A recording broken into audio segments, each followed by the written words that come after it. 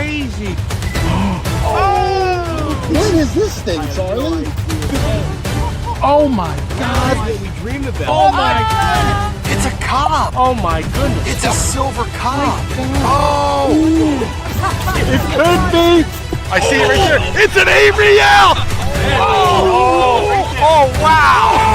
Oh, is that it? It is a cut Ariel. Oh my God. Well, that is a nice copper coin, but oh, Doug, do you know what time it is? 45 up. Who says 45 up, Doug? It's quarter after.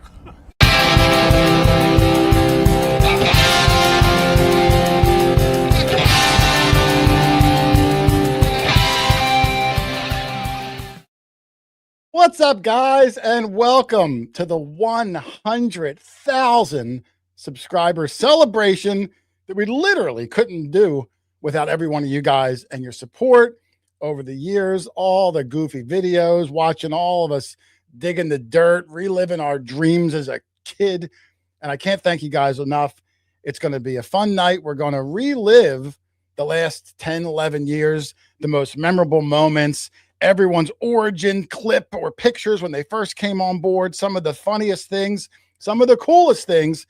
And along the way, we're going to have special guests calling in. We're going to have special video congratulations from friends. And we're going to have 9 giveaways throughout the day, too. So let me key this up real quick before I even say some hellos. To be eligible for the giveaways, it's a new one tonight, guys. You got to type in, what did I say it was? Hashtag QH100K. It's scrolling at the bottom. I wanted to make it a little bit different tonight. Type it in once. You're eligible for the whole night with that. Now, listen, unfortunately, you got to live in the U.S. All these prizes were donated, and the shipping international is ungodly expensive. So you got to live in the U.S. If you don't live in the U.S., have a friend that lives in the U.S. Call them up and say, hey, can I ship this to your house? You got to live in the U.S. And if we call your name tonight, you got to be here. You know how it works. You get 1 minute.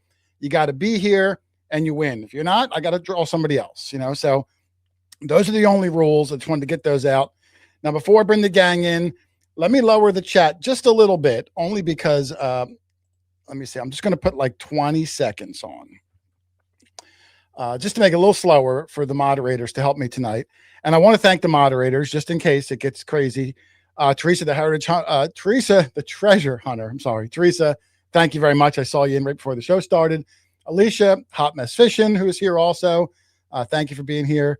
And Bree, the metal Bree detectorist.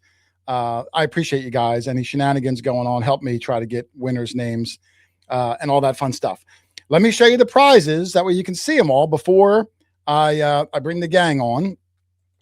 We've got 9 of them tonight. And these are courtesy of Nokta Detectors. I want to thank Nokta, Excalibur Shovels, and of course, metaldetectingshop.com.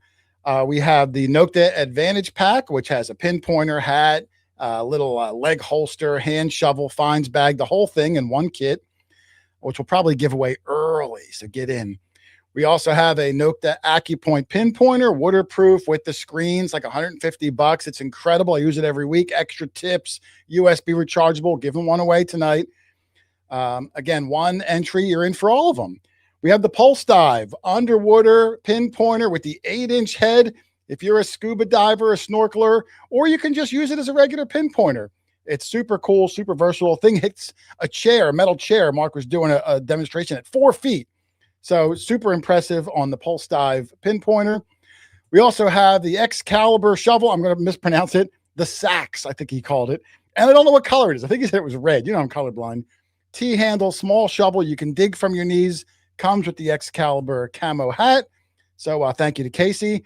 He's also donating the Sir K shovel in the Patriot colors. Red, white, and blue powder coat. Come on, that thing's incredible. 36 inches T-handle. You'll be eligible for that. That's going to be an incredible shovel.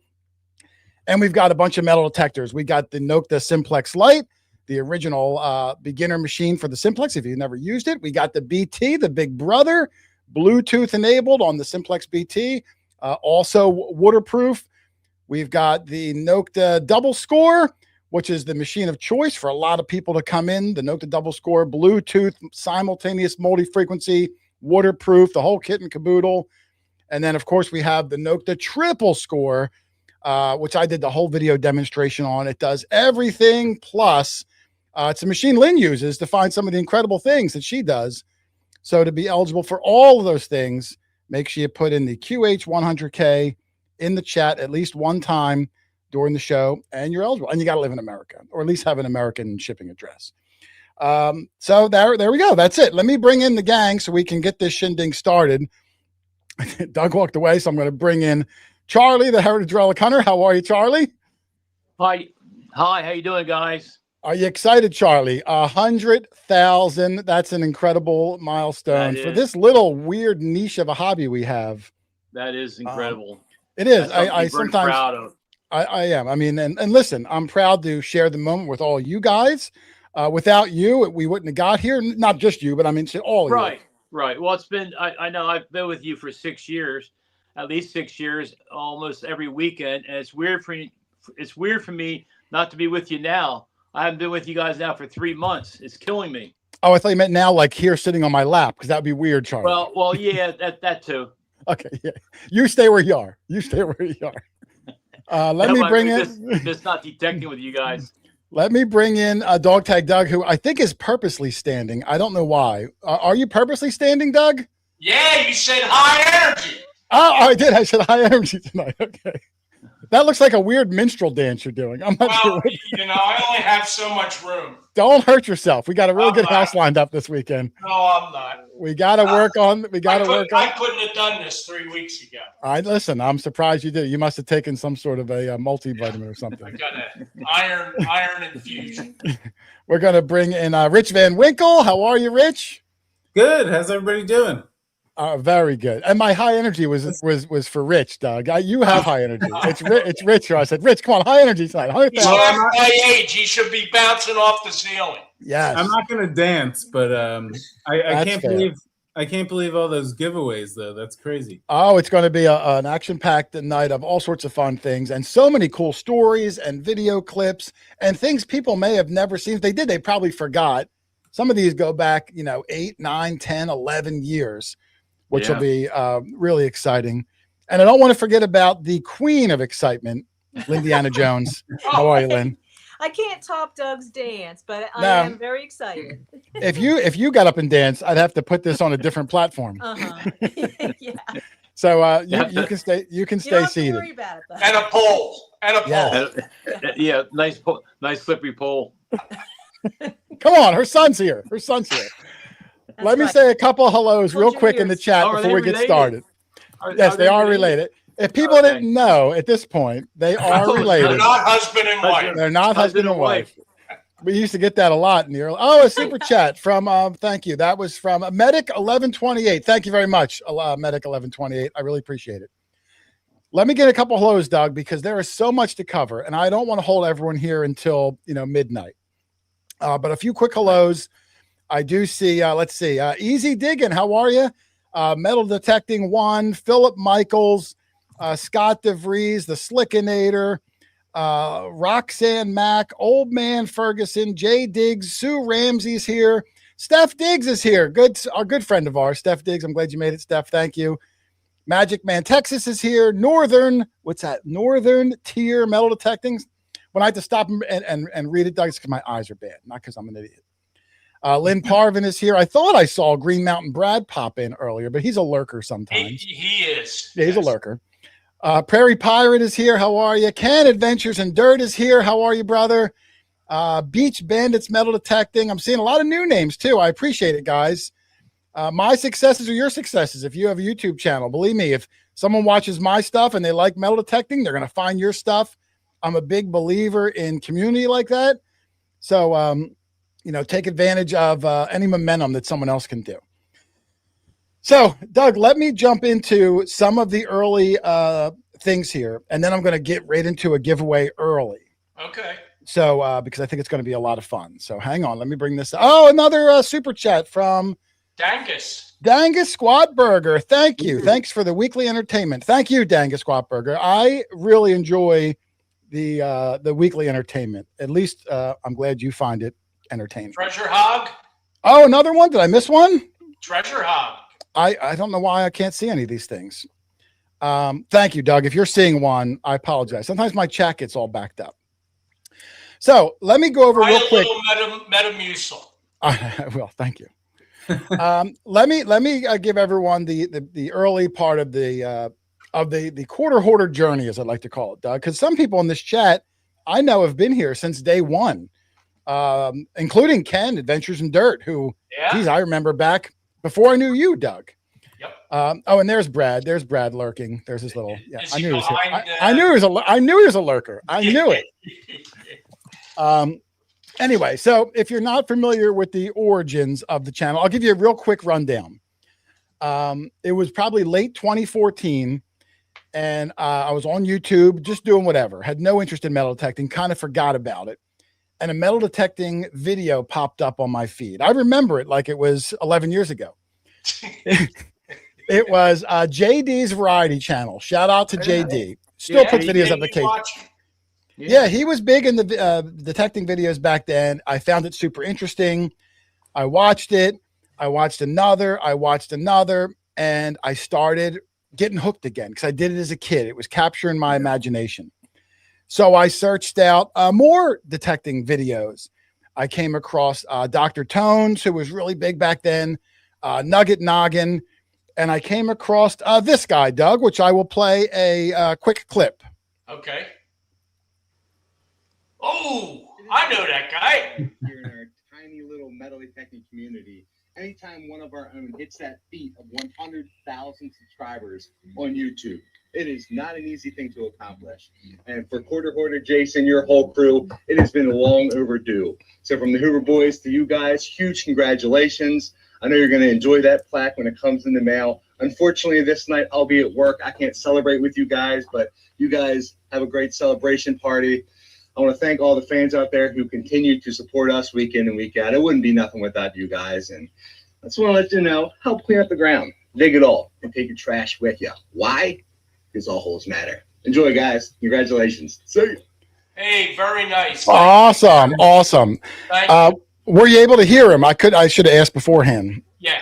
It was really nice of Kurt. Yes, thank you. Kurt reached out to me.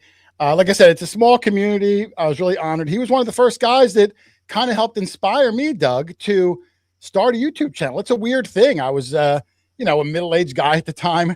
It's kind of odd that back then to pick up a camera, start filming yourself and putting it on the internet. But guys like that inspired me to do it. And I want to thank him amongst many others, which now is a little more common where there's a lot of YouTube videos. Back then it was a little stranger. Yeah. So thank you to Kurt. And then, so immediately, Doug, within the first month, I got a metal detector for me and my son. I told you the story before, and I went right out and started making metal detecting videos because I had no one to share it with. And I thought, how cool would this be? So I didn't know what I was doing, didn't know how to record anything, didn't know how to work a camera, didn't know how to edit. And I started with this really, really cheap $10 eBay camera that I mounted on a hat. It was 720K, which is terrible resolution. It had no stabilization. It rocked and rolled and rattled all over the place. And at the time, I thought it was fine. Looking back now, I can't even watch them because it just, ugh. Yeah, I have to take Dramamine when I watch those earlier ones. Oh, they were terrible. But listen, that's part of the learning process, Doug, is I tell anybody, jump in with both feet and get better as you go. Because if you wait until everything's perfect and you got all the best stuff and everything you'll never do it. Yeah. Jump in, work on one thing every week to try to get better. But I have a little clip, Doug, of my very first video that I ever put out, a short clip. All just right, so you hold can on. I got to take my Dramamine. Just so you can see how bad it was. Very first clip ever on the Quarter Hoarder channel. I didn't put any sound on because that's even. Look at that. I played this. I played this for people to watch. Like, what are they even supposed to be looking at? Handstands or what are they supposed to be looking at? So yeah, I mean, that's kind of how the videos were for a while, probably for like 6 months. Weren't you embarrassed by that? At the time, listen, Doug, listen, how many times do I say, Doug, send me a picture of a coin that you found, and the picture you sent me is out of focus, it's dark, it's half out of the frame. If you're not doing this, you take it for granted. You're like, this is good enough. Yeah. And I was under the good enough mentality. And it's not till you really start like somebody else's good stuff. Or just start caring more about the quality rather than just wanting to share. I cared about the quality of it. Yep. So that was, one of the inspirations there. Listen, I want to do a quick giveaway. What do you think, Doug? I want to knock these out. Go ahead. Set your timer. We'll do another one in the preset time I told you, or whoever was doing it. Yeah, Rich has got that. Right. And we're going to do a giveaway, the first one for the Advantage Pack, which is, like I said, the Nokta pinpointer, the hand digger, the hip pouch, the hat, whatever. You can see all the stuff in the picture. You get all that stuff. Got to live in America, and you got to have you got to be here if I call your name.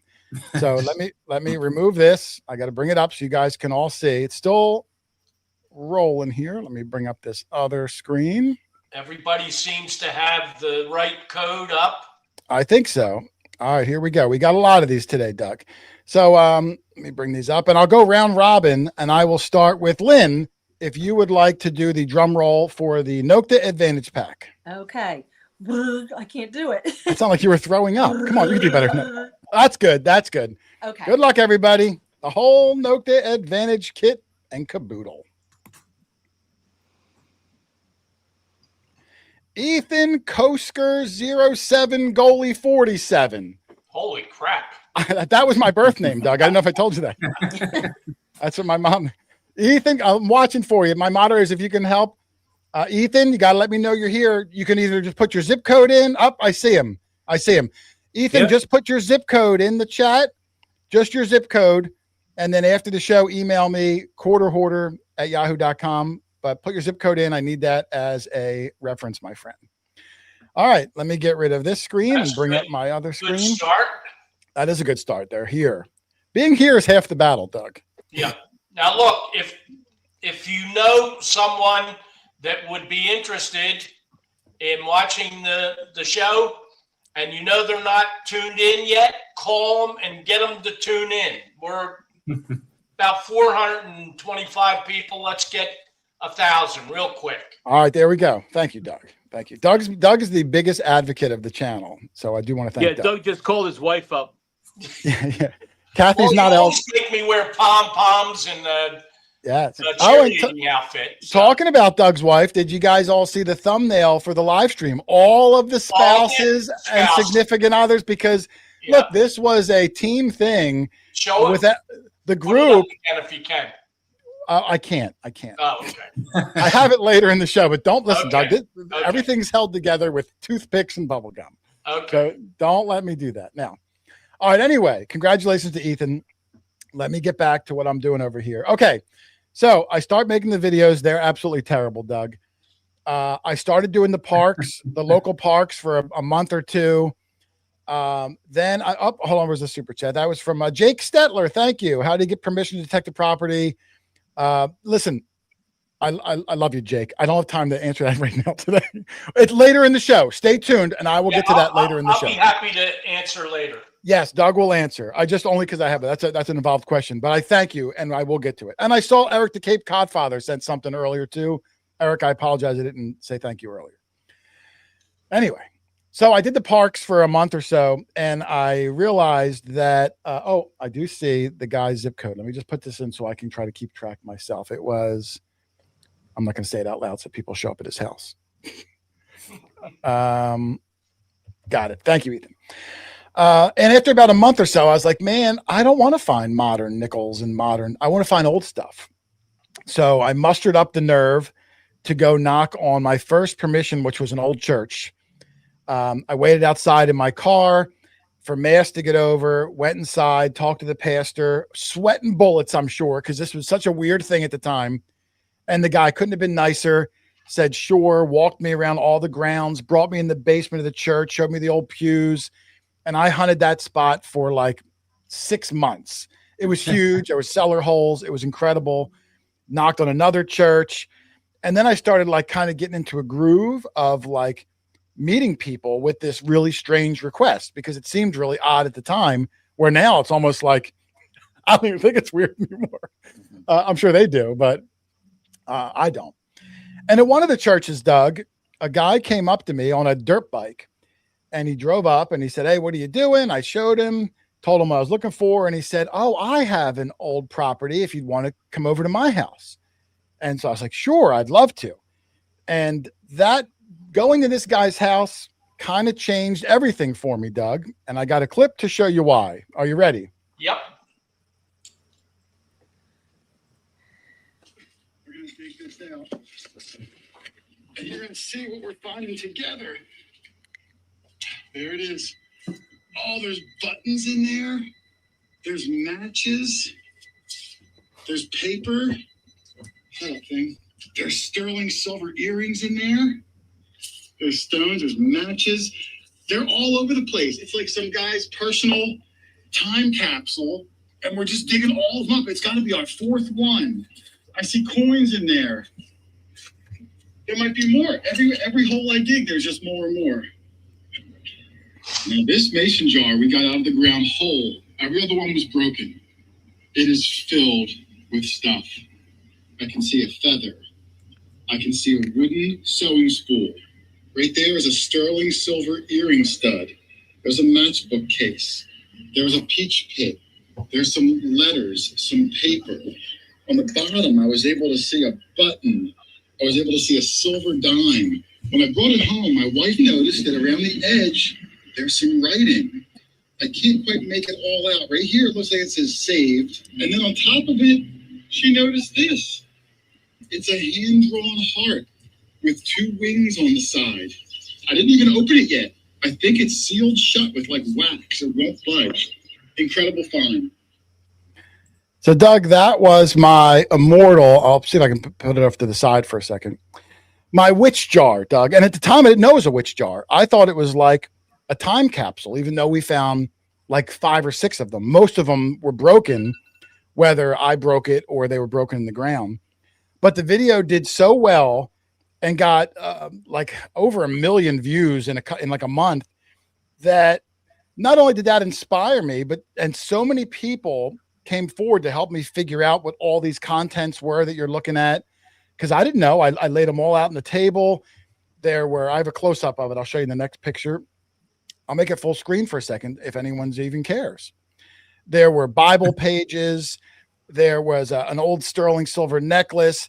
This over here was a hand-drawn map of a constellation, because on the day she buried it, she drew it to perfection, where astronomy people wrote me and told me what day she buried it based on how accurate her drawing was of the stars that night.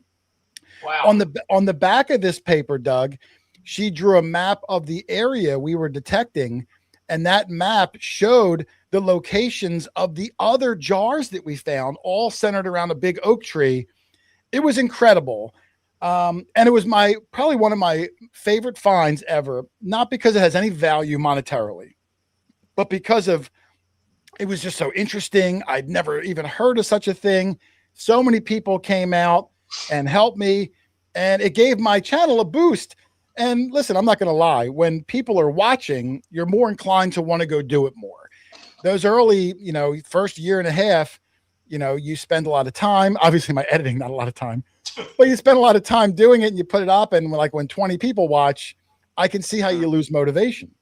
But the witch jar kind of catapulted my channel. And once the witch jar came out, Doug, I've never missed a Tuesday since. And that witch jar was April 2017. Have not missed a week in 9.5 years. So there we go. And that's a motivating factor that definitely helped the channel reach the 200,000 milestone. What do you think about that, Doug? A witch's spell jar. Yep. Very exciting. That didn't sound exciting at all. Rich, a witch's spell jar. That's really awesome. Isn't there more to that story? Didn't you try to contact her and she wasn't nice? I did, but that goes back to I only got 2 hours tonight. Listen, go back and watch the 640 videos and you'll get all the answers. But yes, I tracked her down. I went to her house. That was all part of the witch saga. He was turned into a frog for 6 weeks. I was almost turned into a frog. And then luckily Doug showed up and kissed me and I'm back. No, Jason, but, that does beat that skeletal hand that you found with a ring on it. oh, that was another incredible one. Yes, there were so many good stories. And I have a story section coming up, I promise. I just want to get through the early things so people kind of figure out what's going on. All right. So the witch jar video does really good for me. It explodes completely out of nowhere. And it reached so many, when you get a video that reaches that many people, it goes outside of the metal detecting hobby and reaches like normal people, I'll say. Yeah, there's no normal people in this hobby. And a buddy of mine reached out to me that I hadn't seen in several years and said, hey, that looks like fun. I'd love to join you. And I was like, well, wow, that's cool. Cause I don't know anyone else that does this. So we met up and I'm going to play a clip of the first time of going with this new buddy. That's you. What's up, guys? Hoarder here. I'm back at the old farm. My new buddy, Kyle. Well, not my new buddy. I've known him a long time. He's a first-time digger. He doesn't have a nickname yet. I'm going to give him to the end of the hunt to come up with one. But until then, we're going to call him the Nickel Nibbler. I have no idea why he's dressed like this. Button-up shirt. It's slimming. It's one of those special ventilated shirts. And he's got on slacks. What do you think he's doing? He's doing with a hat. All right, well, we're going to go for some more noise. I'm going to try to keep him as clean as possible. So we'll be back from the first day. Nickel Nibbler. What, did he come from Mass? So that was the Nickel Nibbler, the first person that I started hunting with on a regular basis. I don't know what he was expecting. Like when he pulled up and got out, he had on like leather shoes and like we were going to go into a muddy farm field. He just got done work. He's a pharmacist. Yeah. He just got, but still like you bring a change of clothes with you. Like we had planned it out ahead of time. But it was a lot of fun. Gave me someone to go with. And thank you, Out West Metal Detecting. Thank you very much. And he gave me something to go with, and he was a lot of fun, and it motivated me too. Again, now I want to make more videos. I started knocking on for the first time houses. Up until then, I was only knocking on farms and churches. To go up to someone's house and knock on their front door was a different level of anxiety that it took me a while to get over.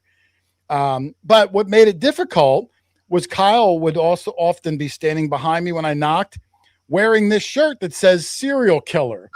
Oh gosh. It was a skeleton with 2 crossed spoons on it, but you can't go to a stranger's house with a shirt that says serial killer. So I remember that shirt, Jason. I remember him wearing that shirt. So then I said, look, either you got to wear a different shirt or you got to stay in the car. One or the other. You're making this hard for me.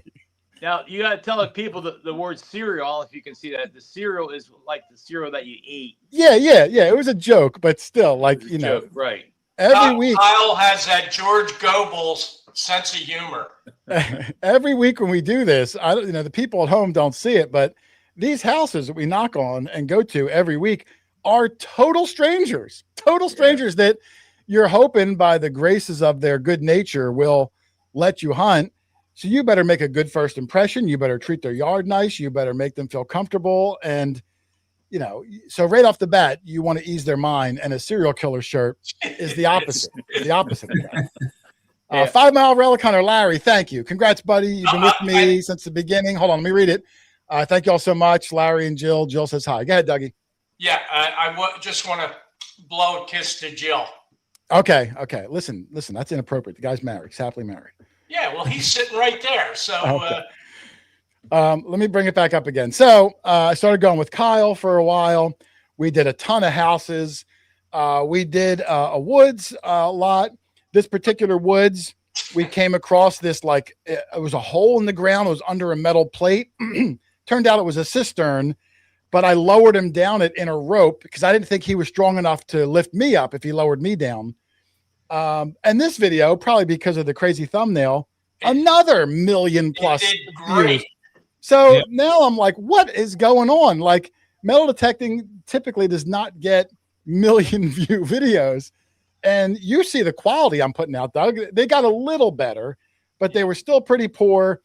But, you know, luckily, hopefully at least through goofy humor, which is all I'm good at, maybe that won him over because the fines weren't there and the cinematography wasn't there. So I'm not sure exactly why people were watching, but luckily they were. And we did a lot of farms, Kyle and I, including meeting Leroy, who also came in before Doug. You see Leroy once in a while. He'll come up. We call him what's his nickname? Lynn, do you remember? Oh gosh, yeah. I'm asking Lynn. Let's see. Geez, I know it too. A lot of pressure, Lynn. Come on, Lynn. This could cost you demerits. Come on, Lynn. Oh, this is the I'm having a brain. Everyone in the show has nicknames. If everyone out there doesn't know. The, Go ahead, Rich. Listen, help your mom out. You can use Why Rich don't as a you do my lifeline. tongue? You can use Rich as a lifeline. The fob. Fob Goblin. The fob goblin, yes. Leroy the fob. And poor Leroy's only found one fob ever. He found the fob. I named him the fob goblin. It was 9 years ago. He's never found another one. Yeah. So it turns out that was not a good nickname for Leroy. Yeah. But you know, it happens that way sometimes. Yep. So that was Leroy. Let me see. Hold on. Let me make sure I didn't miss anything here. I might have. No. Okay, I'm good. So that was Leroy, the fob goblin. Let me get my notes here. I'm all over the place. Where am I? You know, right. Leroy lived pretty far away, didn't he? Yeah, Leroy lived in Delaware, and you'll see more of his spots coming up again. Great guy. Quiet. He's quiet. Very, very shy, but a heart of gold. A lot of fun to be around, and just a good dude. And you know, keep in mind back then, and I've told the story before. You know how I met Doug, where he just kept emailing me because he saw the videos like a stalker. You know, in the early days, I was not real keen on going with total strangers. So technically, Leroy was the first stranger I went with, but I had Kyle with me, you know, safety in numbers. Doug, when I went with him, it was just me and Doug, and I was just hoping he didn't kill me. Little did I know it was, you know, still the worst mistake I'd ever make. Yeah. I'm the guy that tried to kill and you. there's still too. that possibility. Yeah. I never want to say that it couldn't happen, Yeah. but it's definitely possible. Yeah. So I wound up going with Kyle for probably a good 6 months. Not Leroy a whole lot, but once in a while. And then after about 6 months, I got an email from another YouTuber. And this was another first for me. And this YouTuber called me. Well, I think she emailed me and said, look, this elementary school started a metal detecting club. They reached out to her and said she was invited to go to the school and give like a little assembly on metal detecting. All the kids watched the videos, and apparently all the kids watched my videos too. Would you like to come with me and we'll do this together? So I was like, all right, that sounds cool. I mean, I'd never done anything. I'd never hooked up with another YouTuber to do collaborations at that point. So it was like 4 hours away. I drove out and I met Jocelyn, who was at the time the Relic Recoverist on YouTube and had a sizable YouTube channel back then, who now is the Crazy Lamp Lady on YouTube, which is a super sizable YouTube channel, maybe at like, I don't even know, 1/3 of a million or something. But back then, Relic Recoverist, and we went to this school and we did this little assembly. I'll do a full screen here. The kids were shocked when we walked in. Look at that one kid, Doug. Oh, let me go back. I didn't mean for it to play too far. Hold on. Look at that one kid who was like, now this kid's probably, you know, married at this point, you know, this time, because this was 9 years ago. Well, I mean, he's older. But look how excited the kids were. He's got the holy crap face. Yes. We should invite him with us if he's still metal detects. Exactly. But the kids were awesome. They were so excited about it. So there's Jocelyn and I. Hold on, I screwed something up here, Doug. There's Jocelyn and I in the front. We're just kind of doing assembly things. And hold on. I keep messing this up. So we're looking at what the kids are doing. The newspaper came out and did a full story on the whole thing. So it was a lot of fun. It was really rewarding and exciting. Again, slowly opening myself up, because believe it or not, back then, Doug, I don't want to say shy. I don't want to say shy. I wasn't really shy, but I was not as outgoing as I've become in the last decade. You were reserved. You're very reserved. A little more. Yeah. The channel brings it out of me. And I realized, probably because I enjoy doing this so much. And when I meet other people that enjoy the same things I do, I gravitate towards them. So the hobby really brought me out. I was not as introverted as Kyle or Rich might be, but I was close. No offense. I wouldn't say Rich is introverted. More introverted than we are. More than we are. But Leroy was very introverted. Leroy. Yeah. Right. I mean, now I'll talk to a rock for an hour, but back then. The rock will get up and walk away. You can. No, not the rock, a rock. Well, a rock would get up and walk away. Okay, yeah. The rock. I don't think he'd have anything to do with us. So after the school, though, Jocelyn and I started metal detecting together. We went to a bunch of houses. She would bring her kids, and her kids really seemed to like me. She would always I'd be detecting with the kids, and Jocelyn's off finding more than me, because the kids would hang out by me. And I even converted the kids in the morning to eating the lucky banana. You remember we used to do the lucky banana, Doug? Yes. Yep. I think that was before Rich and Lynn came on. Lynn. No. Was that Lynn? Were you part of the banana years? You were doing that when you were doing that when we came on. Yeah. Lynn, has anyone ever asked you before in your life, were you part of the banana years? Every week. Okay, it's a common They thing. have a banana tree growing in their yard, thanks to you. You saw that? Yeah. Yeah, there's probably good banana trees all over the place. Yes, you were the Johnny Banana Tree. Yes. So between Leroy and Kyle and Jocelyn and just the kids and the channel getting bigger and talking to new people, I got a little more accepting of going with strangers. And when I say strangers, some of them were strange, including the very first time I went with this guy. Best move you ever made in your life. What's up, guys? Hoarder over here. You hear my buddy Doug? He called me up because he works for a client who owns this house. They're getting ready to knock it down. You can see it's about to blow over. So we're going to come out. We're going to do some detecting around it. It looks a little trashy, so we got the smaller coils on. I also got all these gloves in the mail from this guy called War Wagon. I don't know his website offhand. I'll put a link down below. Doug's going to try out the spring pair. He's also got a fall pair and a winter pair. They're a little thicker. So I'm going to have him do the trial run for me. They look really good, really strong. So Doug's going to let me know how they work out. We're going to hit the house. We'll see how we do. We'll be back in the first dig. Later. Look at Doug modeling those gloves off, Lynn. Yeah, I love it. You know what was great about that? That was the first time I've ever done an intro where Doug didn't talk and interrupt me.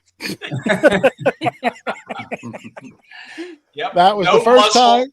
No muzzle involved. It was also the only time I've ever hunted with Doug where he did not have a detecting nickname, because the very next time I went with him, he started accumulating nicknames. Fast and furiously, Doug would accumulate the nicknames. Yeah. Rich, are we near the next time? Yes, we are actually. All right, so let me stop for a second, Doug. Let me stop. We're gonna do another giveaway. Only because I got 9 of them. Well, 8 of them now. 8 of them. So let me cue up the next one. And while I'm queuing it up, I'll say a little story that before the show, I said, Rich, I need you to do me a favor and keep track of this time. And Doug said, no, I'll do it. And Doug missed the cue. That's why I was like, Rich. No, Rich said he had it. Oh, okay, Rich, you're doing it. Okay. You happen to do it just at the exact time. Oh, okay. All right. Actually, you know what? I got to bring this back up again. I'm sorry. I got to show people what they're winning. It might be a little bit of a hot mess today, guys, and I apologize.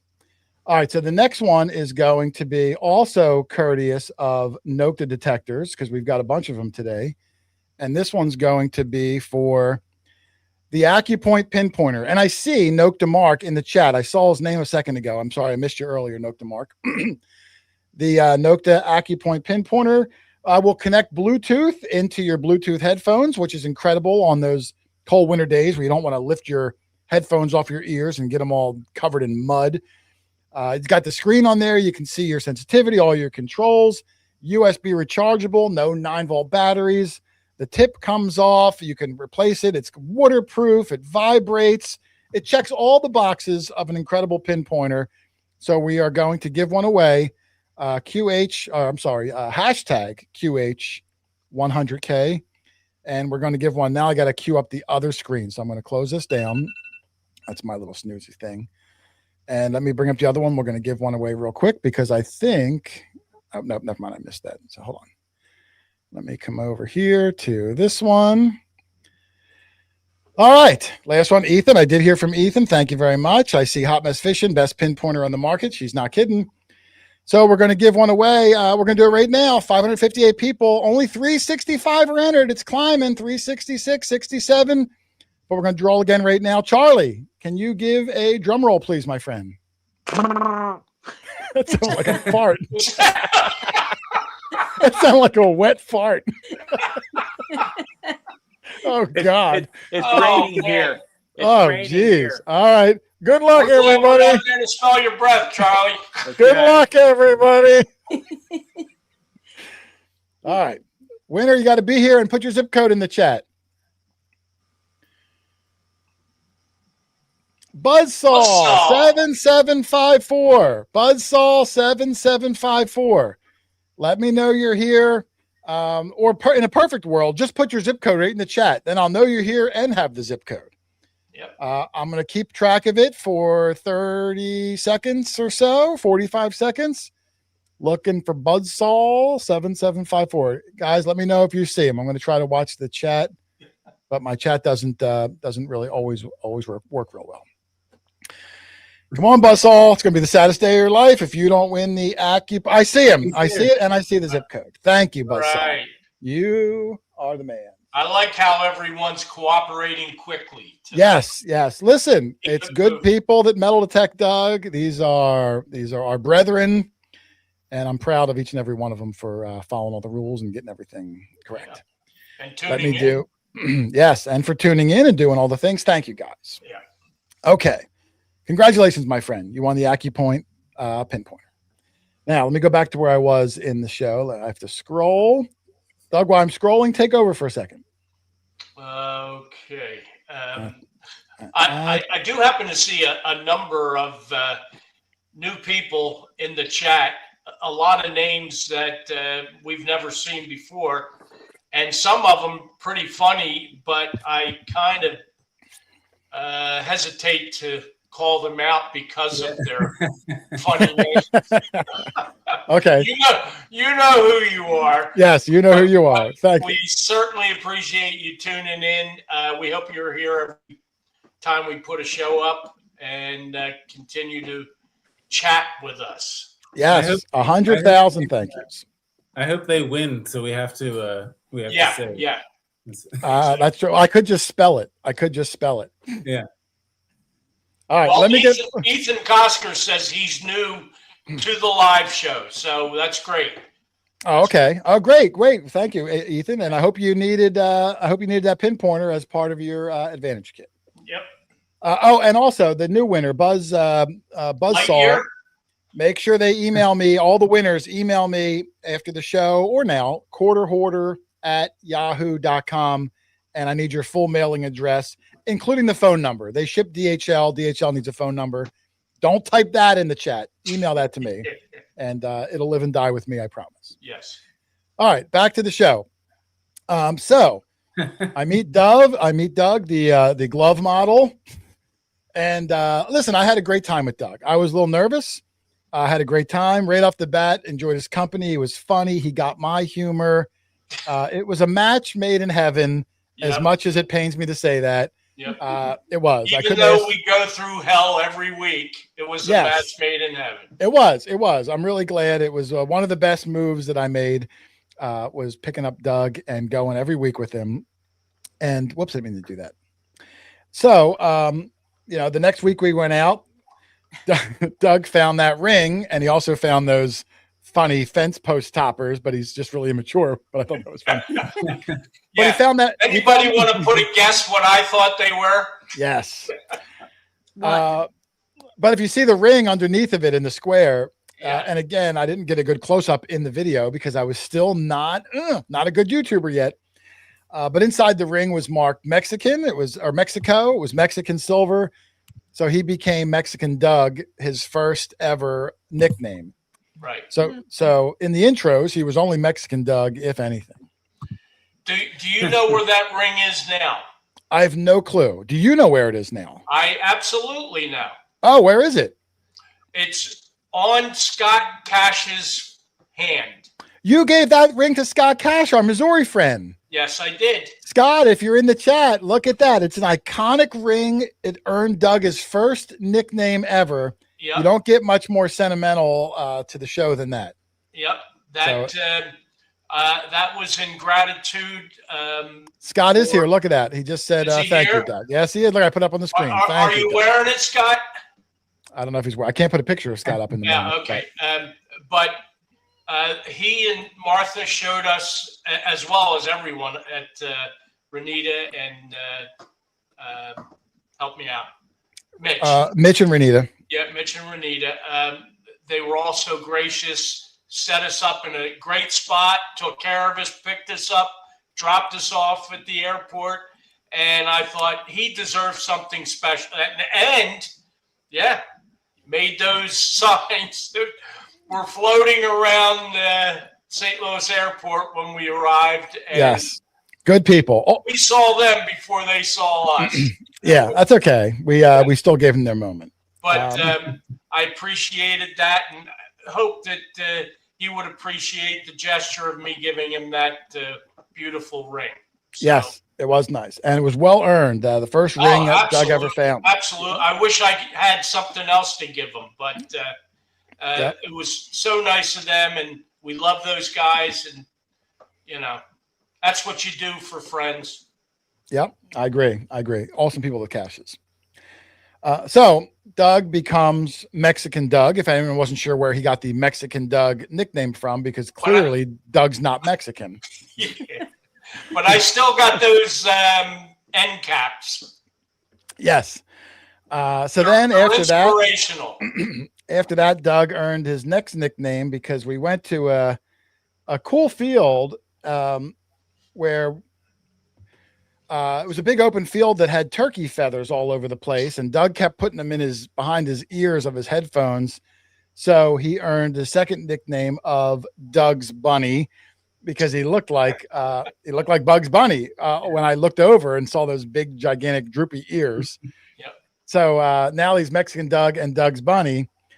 But of course it gets better because the next one, I have a little clip. So put your speakers on, everybody. This was the most epic of nicknames. Doug and I are trying out these new things down here. They're called gainers. They connect to your boot, they go up to your knee. I got them sent to me by a company called, what was it called, Doug? Unigear? Unigear. Do a little spin for me, Doug. They look good. He almost looks like a workout model, right, Doug? Let's get physical. Do a little kick, Doug. I want to get physical. And they keep our legs dry. I'm wearing them too. So they're probably meant for snow, but they really do work good in the rain. Oh, Doug, I got a good name for you today. Good. Jane Fondug. Let me hear your body talk. Your body talk. All right. All the right moves. So that was, if you've never seen it, that was the origin of Jane Fondug. That Doug in the Gators reminded me of Jane Fonda, the workout model. And it's a shame you didn't put the picture of Jane Fonda up with I didn't want leggings on. I didn't want to embarrass Jane. Oh, okay. And little did I even know, Doug, that it was Olivia Newton-John that sang that song I was singing. So really, that's okay.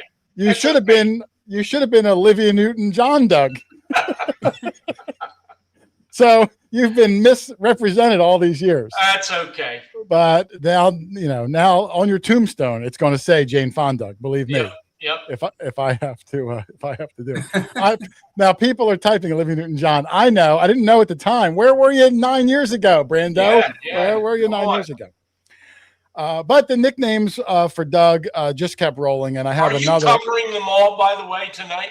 What? Are you covering all the nicknames tonight? No, I think this is the last one. This is the last one Okay, because it was funny how it rolled out. So last nickname for Doug. Here we go. What's up, guys? Hoarder here. We are down in the first state, Delaware, Leroy State. Of course, we have Leroy the Five Goblin, the Nickel Nibbler, and the Hans Matador, aka the Street Traffic Cone. Doug. What's his name? We got the whole farm here. Leroy invited us down to Delaware. We're going to try our luck, see who's fine. So back in the first state. See you guys soon. See y'all. See ya. So there's Doug. This is the outfit he wore. Which, listen, it's a completely practical outfit. It was raining, but when you see a guy pull up, head to toe, orange jumpsuit, like we're going deep sea fishing for king crab, orange hat, orange shirt, orange pants, some sort of weird thing tied in the middle, like he's gonna have a bull go by. He became the Has Matador. And that was another great nickname for Doug. And Kyle did come up with a great picture. I wish I had remembered. I would have sent it to you earlier. You could have posted. But it was me in that outfit with the Matador's hat on and the cape. It was pretty with a bull coming up behind. There was a bull on there. Yes, it was the. Oh, look at that, Doug. That's a funny comment. I happened to glance up. The deadliest catch of metal detecting. Yeah. There's from Ralph M. Yeah, well, I was fresh off the boat from doing one of those shows. So. But an epic, another nickname there for Doug, and he probably had more too, but that we kind of stuck with. You guys here every week. I kind of cap it at Dog Tag Doug, Mexican Doug, Jane Fonda Doug. Yes. I don't even honestly know, Doug. I don't honestly know where the Dog Tag Doug nickname came from. I went through a bunch of videos. Was there an origin for that? I don't remember. Did you find a dog tag? Like, how did you get that nickname? No, come on. I don't remember. I found a plethora of dog tags, which I guess one day I found 3 or 4 on Roger's property. And I think that's when you decided to call me Dog Tag Doug, because that seemed to be all I was finding that day. Yeah, so. I mean, I can't track down the exact moment in the lineage of the show when you became Dog Tag Doug. But that one, that seems to be the one that everyone knows you by, that you go by, even though the other ones are 100 times funnier. Yeah, yeah, and we have to add that I coerced Jay into taking a picture of me that people who have gotten my stickers recognize as me, but he wouldn't do the other ones that I had ideas to do, like the Mexican Doug wearing a sombrero, taking a siesta. You wouldn't do that one. You wouldn't do the real good Jane Fonda picture of me in my little outfit and leggings. Doug wanted me to do a picture for Jane Fonda of him in tighty whities, leg warmers, no shirt. The belly shirt. The belly shirt. Oh yeah, the belly shirt with a pink headband, the leg warmers. And I said, Doug, listen. You can't do it. I like a good joke better than anybody, Doug. But that might be crossing a line. That's his nightwear. That's what he wears when he goes to bed at night. That's right. That's right. It's nothing new to me. In the wintertime, right, Doug? In the wintertime. Yeah. Doug, do you see how tonight we're celebrating the 100,000 subscriber? If I put that picture up, we'd be celebrating the negative subscribers, because they would drop like flies. No. So anyway, so yeah. And we just kept going. Doug, myself, the Nibbler, occasionally Leroy, house after house, week after week, farm after farm, for probably a good year. We did the Wheat Penny book, which was a lot of fun. If you've never caught old ones of that, we'd every year try to fill up a Wheat Penny book with the Wheaties we found that year. Never were able to complete it in a year, but then we would all sign it and give the book away. Little things like that. Yep. A lot of fun. A really good group. That hat I was wearing there is a gift from Kyle, and I still have it for my fall excursions into the farm fields. So Yes. I don't get shot, being thought of as a deer. So. Now, I didn't bring up a clip here, Doug, just to keep the show moving.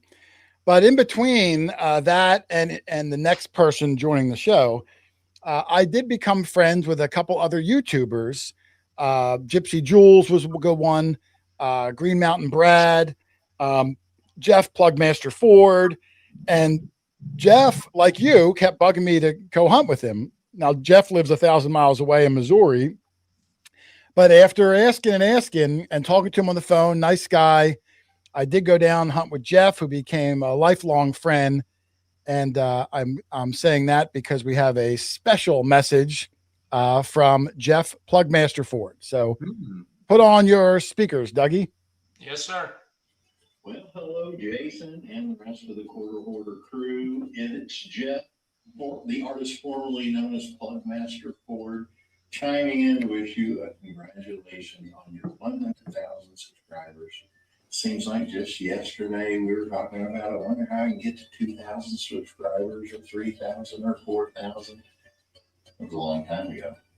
Anyway, I would so love to be there with you guys, enjoying the celebration of your 100,000. But as you can see, I'm kind of in paradise here, and well, I got things to do. I'm going to do a little, snorkeling, maybe a little treasure hunting as well. Green screen glitched. Green screen glitched. Yep. Yeah, well, congratulations, guys. Be at 200,000. There's Jeffrey. Yeah, Jeff hasn't lost his. Love me some Plugmaster. Yeah, I was believing he was in paradise. Well, listen, that's part of it. Sitting on the John is like that. You really thought Jeff was giving it?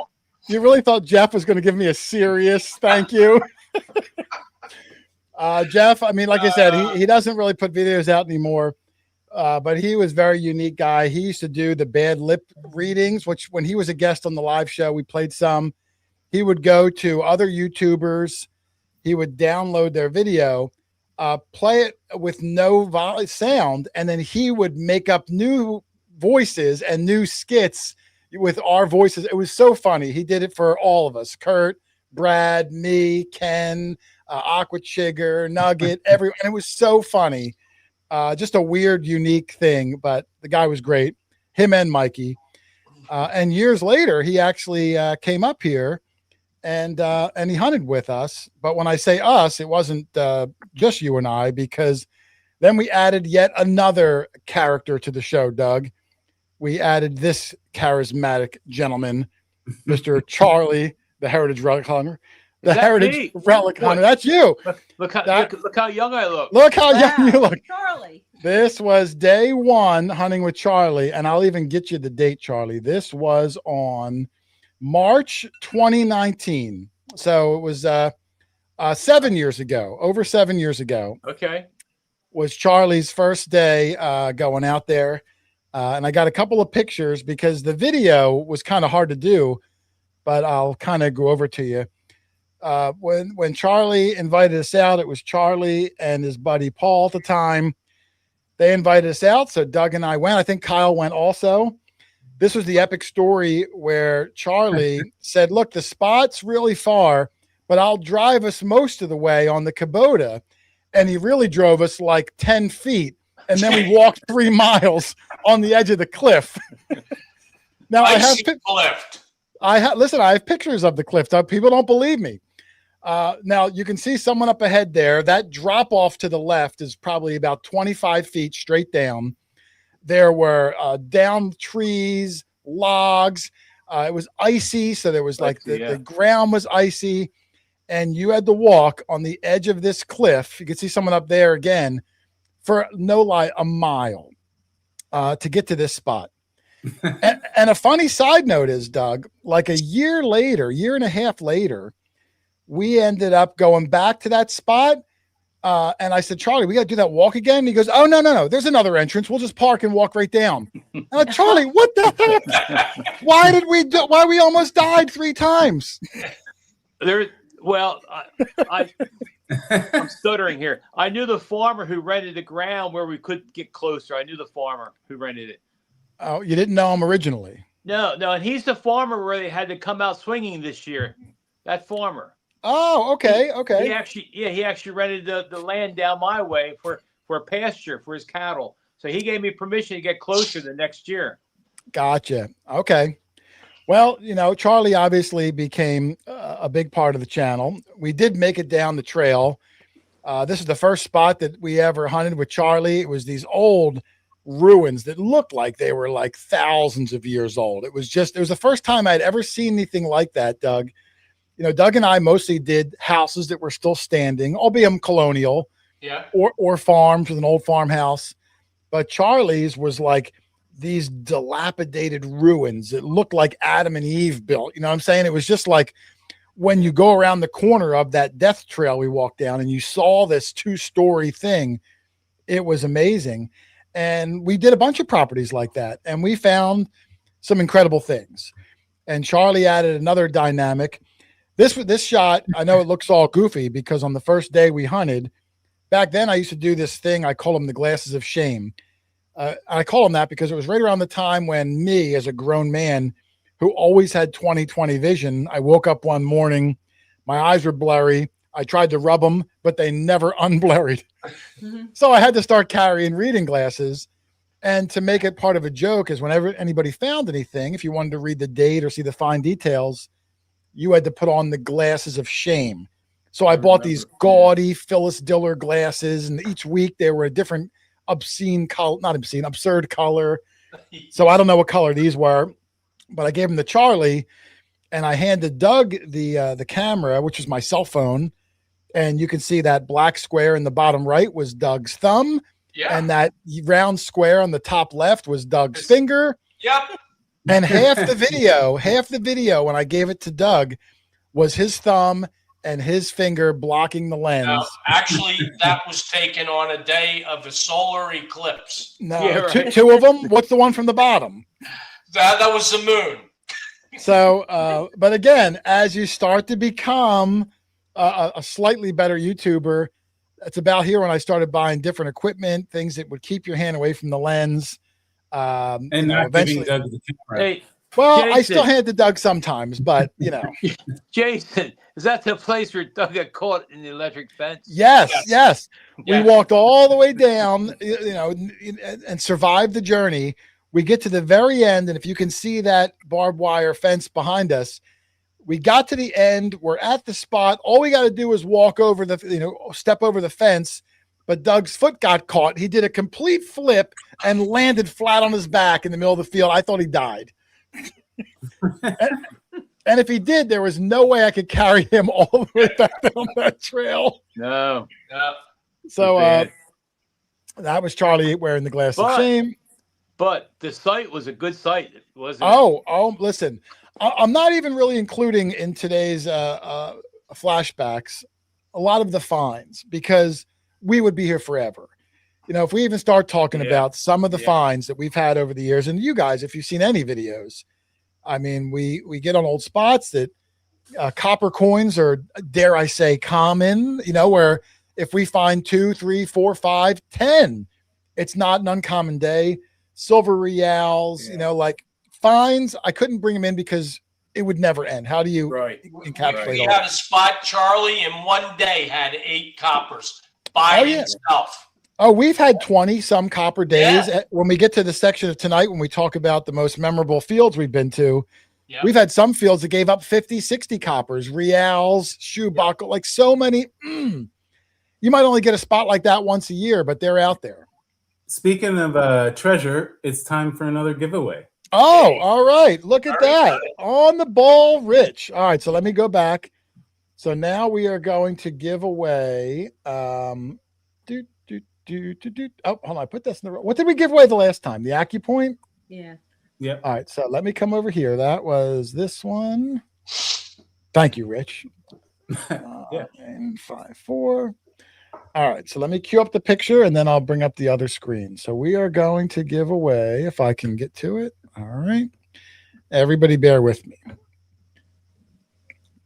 All right. So now we are going to give away the pulse dive pinpointer. Ooh, The underwater pinpointer. I think it's like, I forget the retail price on it. It's somewhere like around $180 or so. Wow. Again, USB rechargeable. I think it goes down to like 200 feet, Doug, which is that's why there's like scuba guys on most of the marketing things. You don't do that with snorkel outfit. No, but it's still a perfectly usable pinpointer. It's an 8-inch coil. If anybody out there does any water or creeks, I mean, heck, 200 feet, you can almost dive the Titanic and find stuff. I should have that guy that came on, the Titanic diver guy. Yeah, and if they win, Charlie will send them to that paradise that Jeff Ford is sitting at. Yeah, there we go. And he can try the pulse diver. All right, so pulse dive pinpointer. This is courtesy of Note the Detectors, of course. So let me close out of this.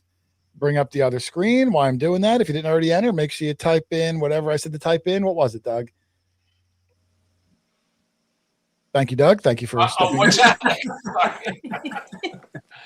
that? QH100K. Hashtag. Gotta put the hashtag. Hashtag.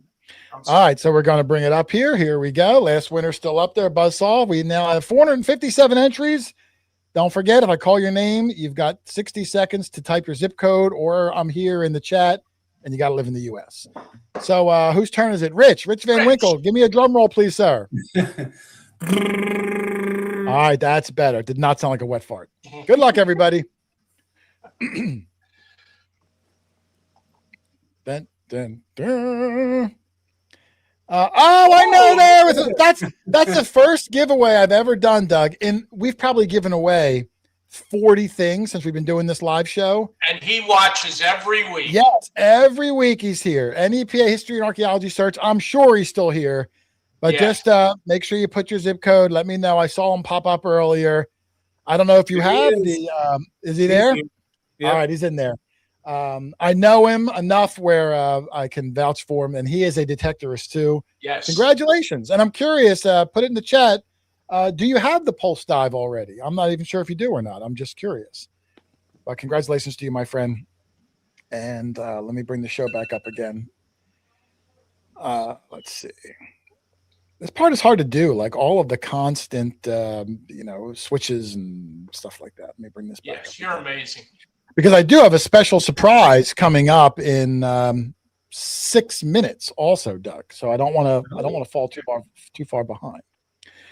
All right. So where did I leave off at? Oh, I'm still at Charlie, the heritage relic hunter. Let me go back to Charlie here.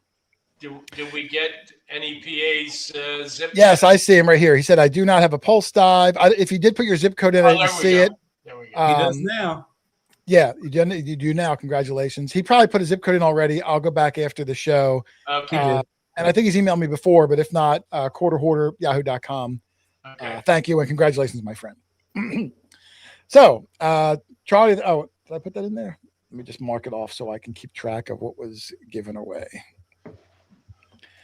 Okay. Oh, and I just looked up and I saw Old 41 Relics, who won the Legend 2 that we gave away like 3 weeks ago. He did get it. He emailed me, let me know we got it. So congratulations. And Mark, who was, I think, in the chat, Mark likes to know that people got the thing. So yes, he did. I think I told Mark. I don't remember. Oh, and Bree has the zip. So thank you, Bree. All right. Thank you. All right. Anyway. So now we start going with Charlie, Paul, and Silver Joe, who they introduced to, who I absolutely love. Silver Joe. I wish we could go with him more. It's just he's so busy. He's got a crazy job. He's all over the place. Contracting. Yeah. Contracting. Yeah. Down to Jersey Shore a lot. Yeah, he owns several houses. He runs a business, but man, what a ball of fun it is to hang out with Silver Joe. I hope we can. Great guy. He is. He's absolutely fabulous. You're going to see some clips of him or hear him at least coming up. awesome dude. But Charlie opened up even more old colonial houses, and we knocked out a bunch of them. So here's one. Why does it keep doing that? This one was special for me. Yeah. Why is that? Especially at the end of the day. I got my big shiny there. Well, oh, is it where you got that beautiful 2 real? Yes, it is. Yeah, at the That's end of right. the day. Yeah, and I got. You remember what I got at this place, Doug? You got actually. You got a copper. Real special copper. I got one of my probably top 10 all-time favorite relics at this place, Doug. Oh, real old. Yes. 1600s. Yes, one of the oldest relics I ever found. Is it the lock? Yes, thank you, Lynn. That triangle lock. And you got that beautiful the 2 real. I think Charlie had his first ever 2-cent piece. Yes. Doug and I at the same time, I dug a KG2 half penny, and at the same time, Doug dug a KG2 farthing at the exact same time. It was loaded. I don't remember the hole, but it was the yard. This little yard, which isn't much bigger than you're seeing in this picture, was loaded with stuff. We must have made 50 passes over the same dirt, and every new pass, we'd find stuff that we missed in the first 49 passes. It was a funny story about this. We were doing the farm field that the son farms, and he said, "I don't think my dad will let you hunt his property, but go ahead and ask." So Charlie and I went up there and asked. He says, "Yeah, sure, go ahead." And 20 minutes later, he says, "Have fun, guys. I'm heading to Connecticut." yeah. He just left us. He left. And listen, I mentioned it in this video, this week's video, Doug, is, we went to this house, really nice property owners. We're into it. We're walking around with us for a little bit, again, didn't know us. And then like 3 hours in, they're like, "All right, guys, we're going to go to the movies and see Toy Story 5 and just let us, stay there and dig holes in their dirt." And I always really love that there's people like that in this world. And I've been texting that property owner a lot over the last week because he's researching every find, going down the rabbit holes. And I know how that is, man. You really get hooked. Yeah. You can get hooked. Oh, very easily. So anyway, let me get back. So Charlie, all sorts of spots, some of the oldest places where Charlie lives, the whole town is on the National Historic Registry. So there'll be no Walmarts being built. There'll be no store. So what you see is what our ancestors saw 300 years ago. Yes. In every direction. Yeah. Yes. And the entire township. The whole township. This spot here is where they pulled the hand gag on me. I didn't put a picture of it in, but Joe is afraid of snakes. And at a spot a few weeks before this picture, we found a dead snake. So when Joe went to take a leak, we draped it over his metal detectors. So when he came back, Do you have that clip? No, I didn't bring that up. I didn't bring that one in. So, he came back, snake, got a big laugh out of it. So at this place we were at, Joe buried a human hand, a skeleton hand with a ring on it, called me over and said, "Jay, I got a ring." So I walk over and just see the ring. And as I reach in, I pick it up and there's a hand and a bone attached to it. And my heart just dropped. I was like, "What?" And they kept it going for a good minute or so before they let me off the hook. But yeah, I didn't know what to do. Yeah. They were going. You wanted to call the police. You wanted to call the police. I didn't know. What do you do? And there's Charlie again finding some. I think this might have been. Looks like Spanish silver. It might have been his first ever real. I'm not sure. And what's good about Charlie, and it leads into my surprise I'm going to do right now, is Charlie. What he also did, not really did, but around the time we started going with Charlie, is when we started going to events. We didn't really go to events before that. Now it's not uncommon that we go to several events throughout the course of the year, but back then, maybe come out swinging. I don't even know if that might've been in the future, but the big event that was coming up at this point of this image with Charlie was Pound the Ground, which was a huge event up in New York. There was over 1,000 detectorists, and I was really excited about it. So a bunch of us went up there. There was going to be a lot of people there, a lot of YouTubers at this point. Maybe I've had casual conversations with. So I went up there and met so many people. I met Gypsy. I met Steph Diggs. I met the Hoover Boys for the first time. And I met this guy, Doug. Hey, everybody. Greenest of mountains. Wow. Green Mountain. What an intro. I'm screwing it up. There he is. Thank you, Brad. Let me say congratulations, Jason and the Hoarder crew. 105,000 subscribers. That's chump change for you, Brad. That's chump change. I cannot wait to see you guys again. There's a secret handshake. We have monthly meetings. It's going to be great. Do I have to wear a special hood? Being brought into the fold. There's only one sacrifice a year. It'll be great. What's funny is, listen, as much as Brad, I love my gang. I love them. I love Doug, the whole gang. I was watching, refreshing when I was at 99,998. I'm on my phone, refreshing. Now, at the time, and I'll get to this later in the show, I was at like 96,000. And I put up a YouTube short. It was a regurgitated clip from like a year and a half ago, and I'll get into it later. But for whatever reason, this short took off. I think I mentioned it on last week's show. Like 1 million views after a day. Day 2, 2 million. Day 3. I think it's sitting at like a little over 5 million. But that short brought me from 96 up to, I guess, 104,000. So when I'm refreshing, I'd hit refresh and it's going like 10 at a time, 20 at a time. So I really wanted, and I got the screenshot of the one with the 5 zeros. And I'm telling you, it's just a number. It's not the big deal. But when you do this for so long and take it so serious, even though it's fun, we do this every week. It's important to us as much as it is. And you guys earned it for sure. Anyone that's been doing it this long, it becomes your baby, and you're just so proud to watch those milestones and to see that odometer roll over. Absolutely. It was great. And I immediately texted Brad a screenshot of it with the caption of "It is done." Now you can quit. Yeah. Yes. Thank you, everybody. But no, I asked Brad, I said, Brad, I'd love to have you come on the show. Brad's one of those guys who's been, really a good partner for mine, instrumental, because as much as I hang out with these guys, if I have like YouTube questions or like, what do you think if I try this or try that? Brad's an awesome guy because he's tried a lot of this stuff. And so it's nice to be able to talk to someone that also knows the behind the scenes stuff and those intricacies. So Brad's an incredible friend for that. Wow. I reach out to him a lot. Granted, I send him a lot of goofy AI pictures of him, like, riding a donkey and things like that too. A lot. But man, I'm so glad I met him. I met him at the Pound the Ground, which was my segue. I think that's when all of us met each other. All of us, right? Yes. That one and event. We didn't even start hanging out until probably a good 2 years or so later. But it was an icebreaker. Right. And, like I said, I'm super proud of Brad. I love watching all his achievements. I love hanging out with him.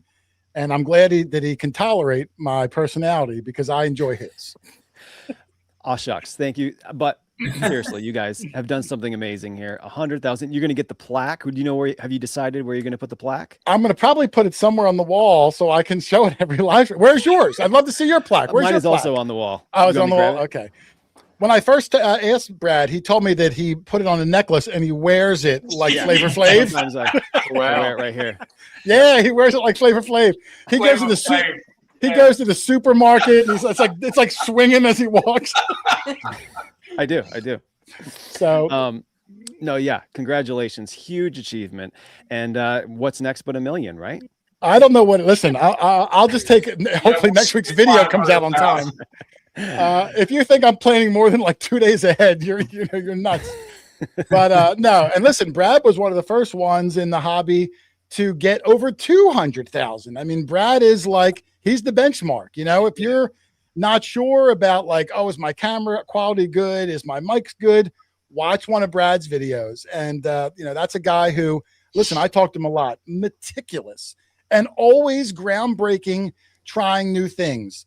I mean, how many cameras do you have now? Do you do like a 3 cameras because you wanted a different 4 cameras angle? I carry now, yeah. 4 cameras because he wants to be different and have different views. He started the 24-hour live stream, which is back now. So you can go to Green Mountain and watch videos scroll 24/7. He's always like the guy who takes that first step, and then I'll be like, Brad, how's it working, buddy? You know what I mean? Like, yeah, he's cutting. It didn't work. Don't do that. Right. Yeah, and he'll tell me, be like, oh, this was good. I'll be like, oh, this is a dud. Yeah, right. So listen, he's a great guy, Brad. I love him like a brother. And his crew too, Chris and Eddie.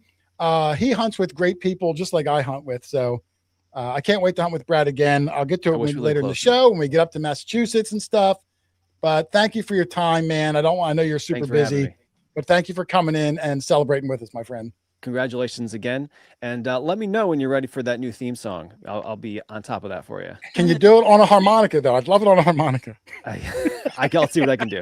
All right. The accordion. Yeah, the accordion. That's right. Like a polka. All right. Brad, thank you very much. You can go back to your family. Thanks for calling in, brother. And I'm sure I'll text you tomorrow. Congratulations again, more donkey everybody. pictures. All right, later. Hey, There it is, Jason, wasn't that long ago that you hunted with Brad? The recent dig stock, you're hanging out with him. Yeah, listen, I'm happy to say that we usually get to hunt with Brad maybe twice a year now. We go up with Eric, the Cape Cod father. Steph will join us. And I really enjoy Brad. He gets me. And it's hard when you detect with another YouTuber because you don't want 2 people putting out the same video because then it's just like, it's ugly. Yeah. So, but you know, we actually had a great time with him up there in North Carolina. We, by the way, he forgot to give you the gift card for Waffle House. He had a gift card for you. Oh yeah, he got sick as a dog, and I'm sure if you watch Brad, he told you the whole story. Yeah. Yeah, Green Mountain Brad. But I had to throw that in there because he was really sick. I felt bad. 2 days he was sick up there in North Carolina. Oh, you're not kidding. I mean, and the first time he went to dig stock, he got sick that time too, and he had to drive home. He got COVID, had to drive home alone, and that's like a 20-hour drive or whatever it is. Yeah. So and that was no matter interesting what. because you, me, and Rich were at that dig stock. We didn't get invited to that party. Everybody that went to that party, including Brad, caught COVID. And we were fine because we didn't we didn't get invited. Thank God, Rich, that Doug's not popular, or else we would. See, that pays off sometimes. Thank God people can't stand Doug. Whew, saved us. Saved you. That's right. But anyway. Yeah. Oh, and here's the photo of Brad. I almost timed it perfectly. My show notes were to be at this picture when Brad called in. I was just shy of the picture. So, well, is that pound the ground there? Is that pound the ground? That's pound the ground. This is the first pound the ground. So that's there's quite a few years ago.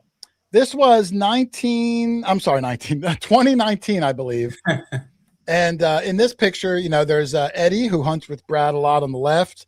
Of course, Brad next to him, Gypsy Jules next to him. Paul, I'm in the back because I'm the tallest one. There's Jocelyn, the relic recoverist, and I don't know who that is. I think that's Bill from the Hoover Boys. Oh, is that maybe it's Bill? And I did not grab a lot of pictures from this event because there was so much going on. But like I said, I met Steph Diggs for the first time here. I met all the Hoover Boy guys. I think I met Aqua Chigger here, KG and Ringy here. It was a great event. It was a one-time thing. It wound up morphing somehow into dig stock. I don't know how, and got moved down to Virginia or North Carolina.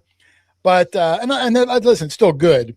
But this first one was special. It was like Woodstock, where every detectorist in the country came out. There might have been 1,500 people there. I'm not sure. They kicked us out of the meet and greet. Remember, the cops came. There was too many people over the fire code. Jason, is that the event that Jeff Ford was at, and then before he went home, he came down to detect us? And instead of flying into New York, he flew into Philly just so I could pick him up, and me, him, and Mikey can drive up to New York together and just, you know, have fun and laugh for that 6-hour drive. And then we went back and we hunted at your house. So, that's when Jeff came up. But the other cool thing about this day was, you know, at the time I'm using detector wise, I think I'm using a Garrett AT Pro. Yes. And found good stuff with it. Doug was using the Garrett AT Pro, but I had found out that a small company called Nokta Macro was going to be at Pound the Ground. Big event. They came all the way over from overseas. They were going to set up a tent. I was vaguely familiar with them, not a whole lot, but I heard they were coming over, and I heard that their marketing vice president was going to be here. So I emailed her about a week before the event and explained who I was, and I'd love to talk to you at the event. I think she never returned my email, but at the event, I went up to the booth anyway, and it was Dealic. And when I say they were small, I mean, they were tiny. This is before, their Legend. This is before their Simplexes.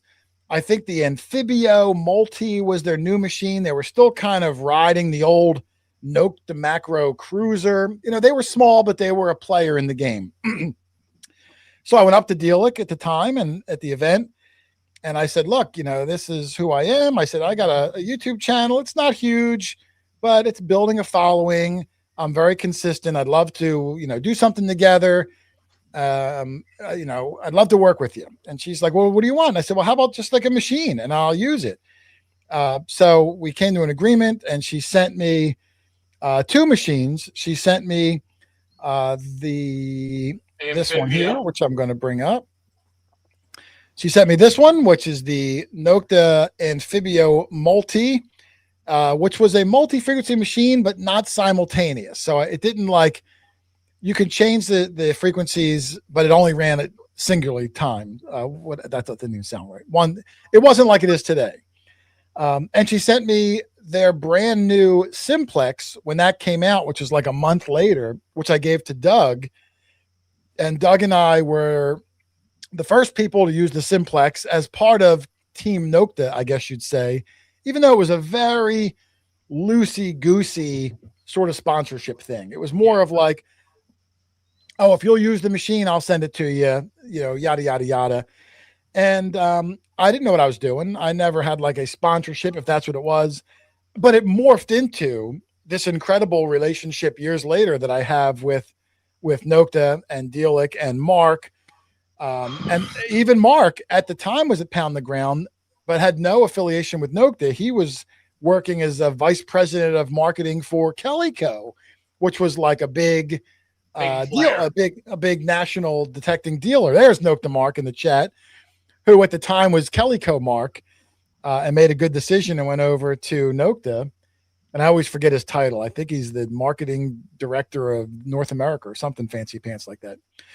But met Mark there also. And so that Pound the Ground was just a great moment for me and the channel, because we met so many people, got my introduction to Nokta, met people like Brad and Steph and Kurt. So it was one of those events that are really near and dear to my heart. So I wanted to at least mention it in a photograph or two. So, and if anybody in the chat was at that Pound the Ground 2019, put it in the chat. I'd love to know who else was there. Jason, I like to mention two friends of ours. Ken King was there. Oh yes, Ken King was there. You're right. Ken King was there, and also Matt Howe, who's a big detectorist down in Virginia. Yeah, Matt was there. Listen, there was 1,500 people there, so no doubt about it. Matt was there. Guys that we hung out with there at that diner that night and stuff. Oh yeah, it was so much fun, just to see everybody, meet everybody, hobnob, great time. But like I said, it opened up the floodgates of going to events and the fun we'd have, because not long after that, we went to our first event, courtesy of Nokta, as the relationship blossomed. Do you remember the first event, Charlie, that they sent us to? Oklahoma. Yes, we met Barack, who is an awesome dude, still with Nokta. Went to Oklahoma. You can see the Nokta Macro flags in the back, because they were still Nokta Macro back then. Went to Oklahoma and had a great time down there. Had no idea what we were doing or what to do. But we went there just to shake hands and kiss babies and hang out by the Nokta tent. They were unveiling their new machine and giving one away. That's why Doug's holding a box with a question mark on it, because they didn't even announce it yet, but they were giving it away. So you won something. You didn't know what, but when it came out, they'd mail it to you. So I was just going to scroll through a few pictures of the Oklahoma event and then other events because it went on the road of hobnobbing, meeting new people as the journey kept going. This one from Oklahoma, Charlie. There's George from KG and Ringy. Doug. There's Sergeant Whitey, who at the time I believe was on the Whites field team. Steve Moore, who was the Whites marketing director, still is, I think. Myself. Garrett, yeah. Yep, it's Garrett. I'm sorry. Did I say Whites? I'm sorry. I meant Yeah. I thought I was playing this. It's not, so hang on. We also at this event met, as you can see right here next to Charlie, that's Teresa the Treasure Hunter, who we met at that event. You will see Teresa. Oh, I see Heath is in there. History Seekers in the chat. We first met in person at the DTH. Yep, I'm getting to the DTH one too. Met Heath at Detecting the Heartland.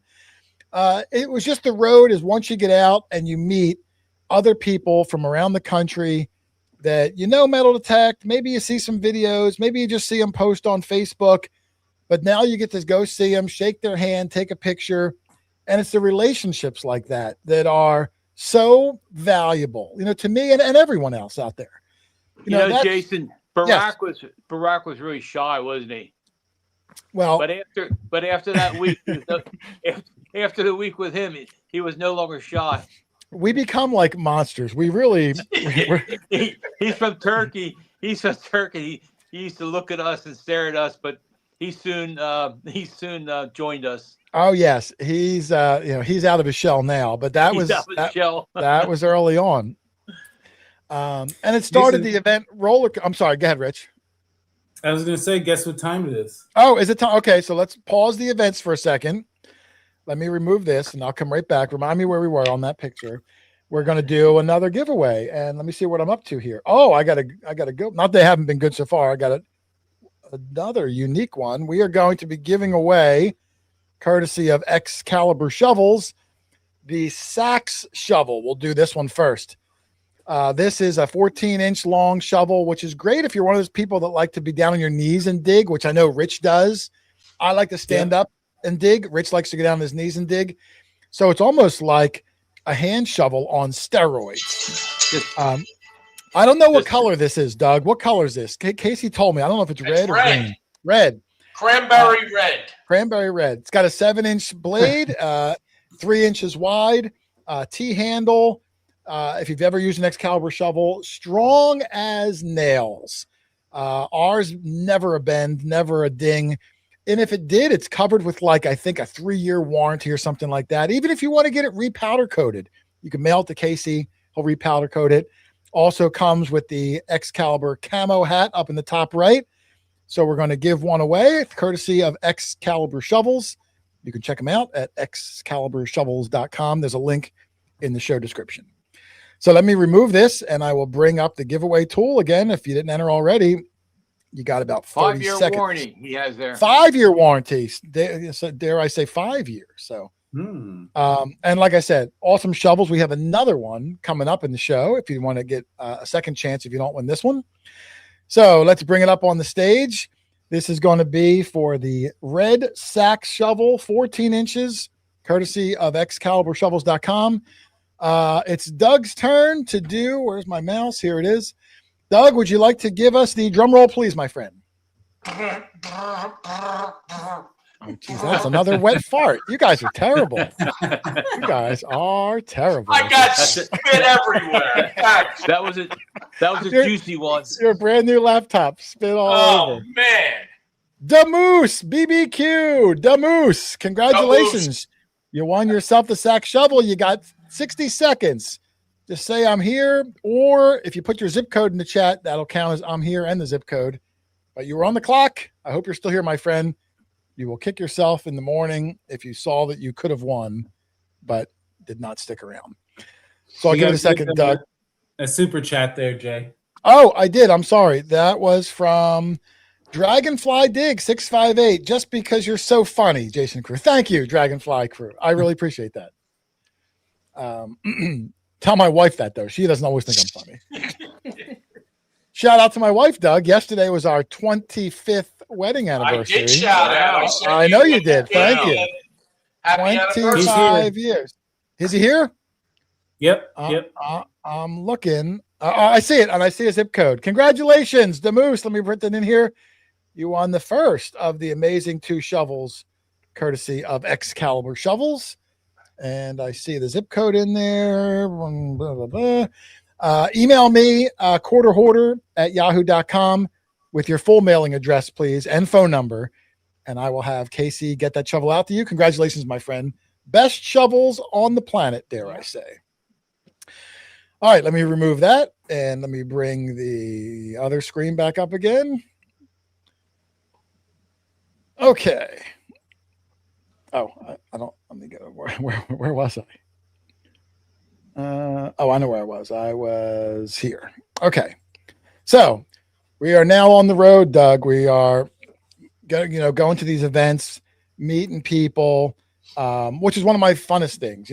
Half the people in this chat that we know, it's because we met them at events or through events and became good friends with. I met Alicia through the event. We met Teresa, metal detectors through events, almost everybody. If you're into the hobby and you have an opportunity to go to an event, I cannot recommend it enough. The hobby is nobody incredible. has to stalk you anymore. No. And the hobby is incredibly welcoming. You go to an event, you're going to make friends, unless you're a total jerk. You're going to make friends. We gravitate. We're a weird bunch, and you're going to have a good time. And then it opens up more horizons for you. So if you have an opportunity, go. There's some really good ones out there. Charlie, do you remember anything about this particular image, Charlie? It's one of your favorites. Yeah, it is. Yeah. Willie the Whipper Hunter or Whippoorwill? I don't remember the name. I don't remember. But at this hunt, Willie the Whippoorwiller. Something like that. Adorable though. But we didn't have I thought he was a girl, but it was not a girl. Yes. It was a guy, little boy. Yep. Charlie insulted him, but that's okay. Yeah. Sorry. No, we were at an event that had a kids they were doing a kids hunt, and the organizers, I'm not going to throw anyone under the bus. The organizers went to another manufacturer and said, "Hey, can your guys come over and help with the kids hunt?" And the other manufacturer said, "No, we're too busy."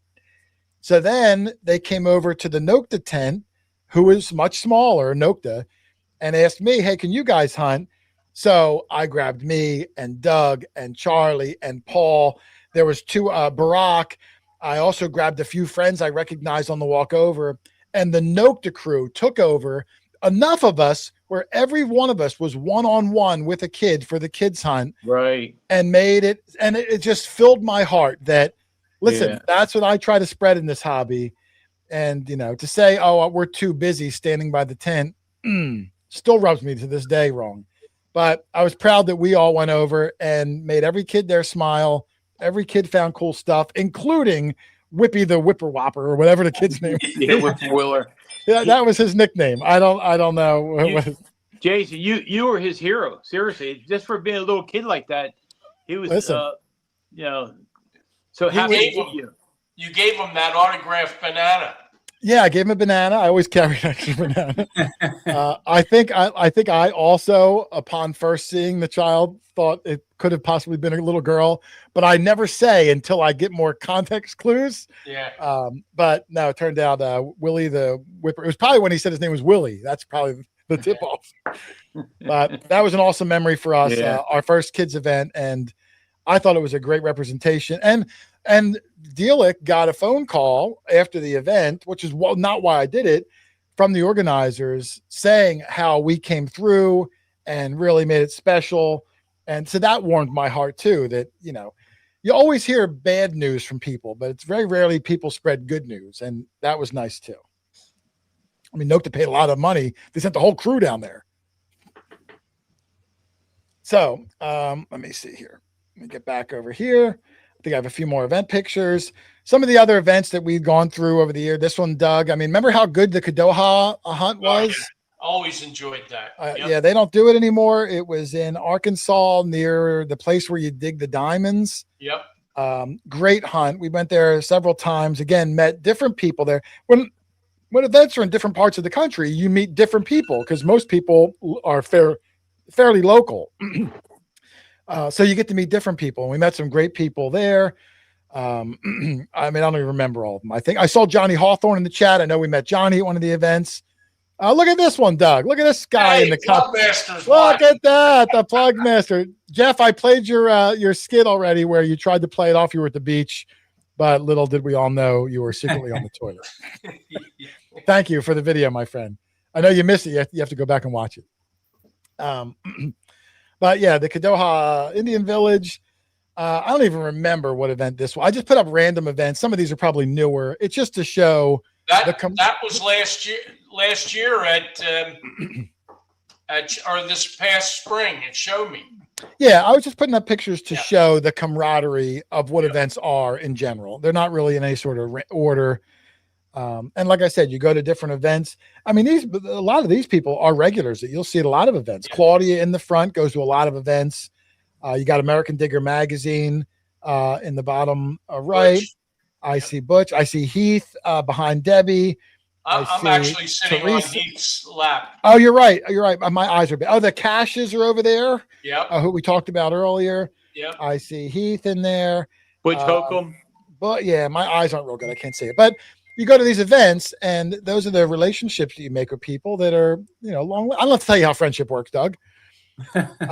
This is a dig stock event where, do you remember, Doug? Someone came up and made Alan Wood. Yep. I thank God you remembered his name. I couldn't remember it. Yep. Tell them what these are, Doug, for the viewing audience. Oh, look, Debbie Schiffler Blade's in there. She was at the last event. Yeah. Go ahead, Doug. Tell people what these are. They are hand carved wooden carvings of likenesses of you and I, which, it's kind of a stretch. Your nose in that carving is much bigger than in reality. You look like Dick Van Dyke. and he's made my feet look like I'm wearing clown shoes, but that's okay. I think it's a caricature. Yeah, but listen. That's what a caricature is supposed to be. I remember a funny story with this one. We were at an event. I think this was a dig stock event. And the guy, Alan, came up to me with a gigantic styrofoam box with a lid. And he said, "Here, I got this for you." And I was afraid to open it. I was like, what the heck? What is it, like old steaks? Like what would be? So I was nervous. And then, we put it on the ground. And before I knew it, like a gigantic crowd gathered around as we opened it. I say gigantic, maybe like 30 people. And when I pulled these things out, oh my goodness. I mean, that was incredible. Like I said, they're probably, I don't know. I have mine downstairs, maybe 10 inches tall. He whittled it out of one piece of wood. One piece of wood, yep. I said, how long did it take you? And I think he said it took like 24 hours for each one, like 24 hours straight through. So that was really impressive and incredible. Yes, Ethan, you're right. They are to scale. Yes. My legs. So that's why I never show Doug's feet. I never show Doug. They don't fit in the frame. The rest of my body should be the dimensions of my skinny legs. Let me keep going here. There's Detecting the Heartland, which we go to almost every year. Casey and Mindy. Another great event. If you live out near the Heartland, tickets are hard to get to that. You got to be quick. They sell out usually in like an hour. Very, very quickly. Yeah, but they're awesome people. Are they in the chat? Have you seen them? I can't. I'm not really following the chat. I apologize to the chat. This is another random picture. But what's cool about this one is this was at, I think, the Show Me hunt, the first one. First one we went to. Yes. And this family, they lived like 3 hours away. They had no intention on hunting. They drove the 3 hours just to meet us, and they made us homemade fruit leathers of fruit that grew on their farm. And the little girls, I mean, listen, I get it if like a 50-year-old man looks excited to meet us, because that's usually who the fan base is. But when little girls are excited to meet Doug and I, that's a weird day. And look how giddy they were. Like, that just made my heart melt, Doug, that they drove all that way. So that was an incredible time there, meeting them. And again, just some random hunt photos. There's Relic Riley, who we've met. There's Mitch and Renita. Yep. There's Alicia, who we met at, I forget what hunt this was. It might have been, First Show Me. The first Show Me. Could be the Show Me. I'm not sure. Yep. This is when we went to Illinois or Iowa. We took a drive to go to the American Picker store or shop or whatever. Antique archaeology. Yep. Yep. There's another one with Steph and Nicola and Relic Riley. I think this was in New York. Yep. There's one there of myself. That's up in Cape Cod. Yep, myself, Brad, and Steph. And I'm showing that one last because I want to show this, and then I have another special thing. Hold on. Here we go. And you will need your headphones yet again, Dougie. I will. You will. Hey guys, what's going on? It's Steph Diggs here, just wishing my great friend Jason, the Quarter Hoarder, a very happy 100,000 subscribers. I am so glad, my friend, that you have finally hit that well-earned milestone. Now, knowing Jason for the better part of a decade, I can tell you he's become a dear friend to me, along with his cast and crew of regulars on the channel, and I am honored to call all of them good friends of mine. So congrats, Jason. I am so stoked for you, and I cannot wait to see what amazing things the future holds for you. Happy 100,000, my friend.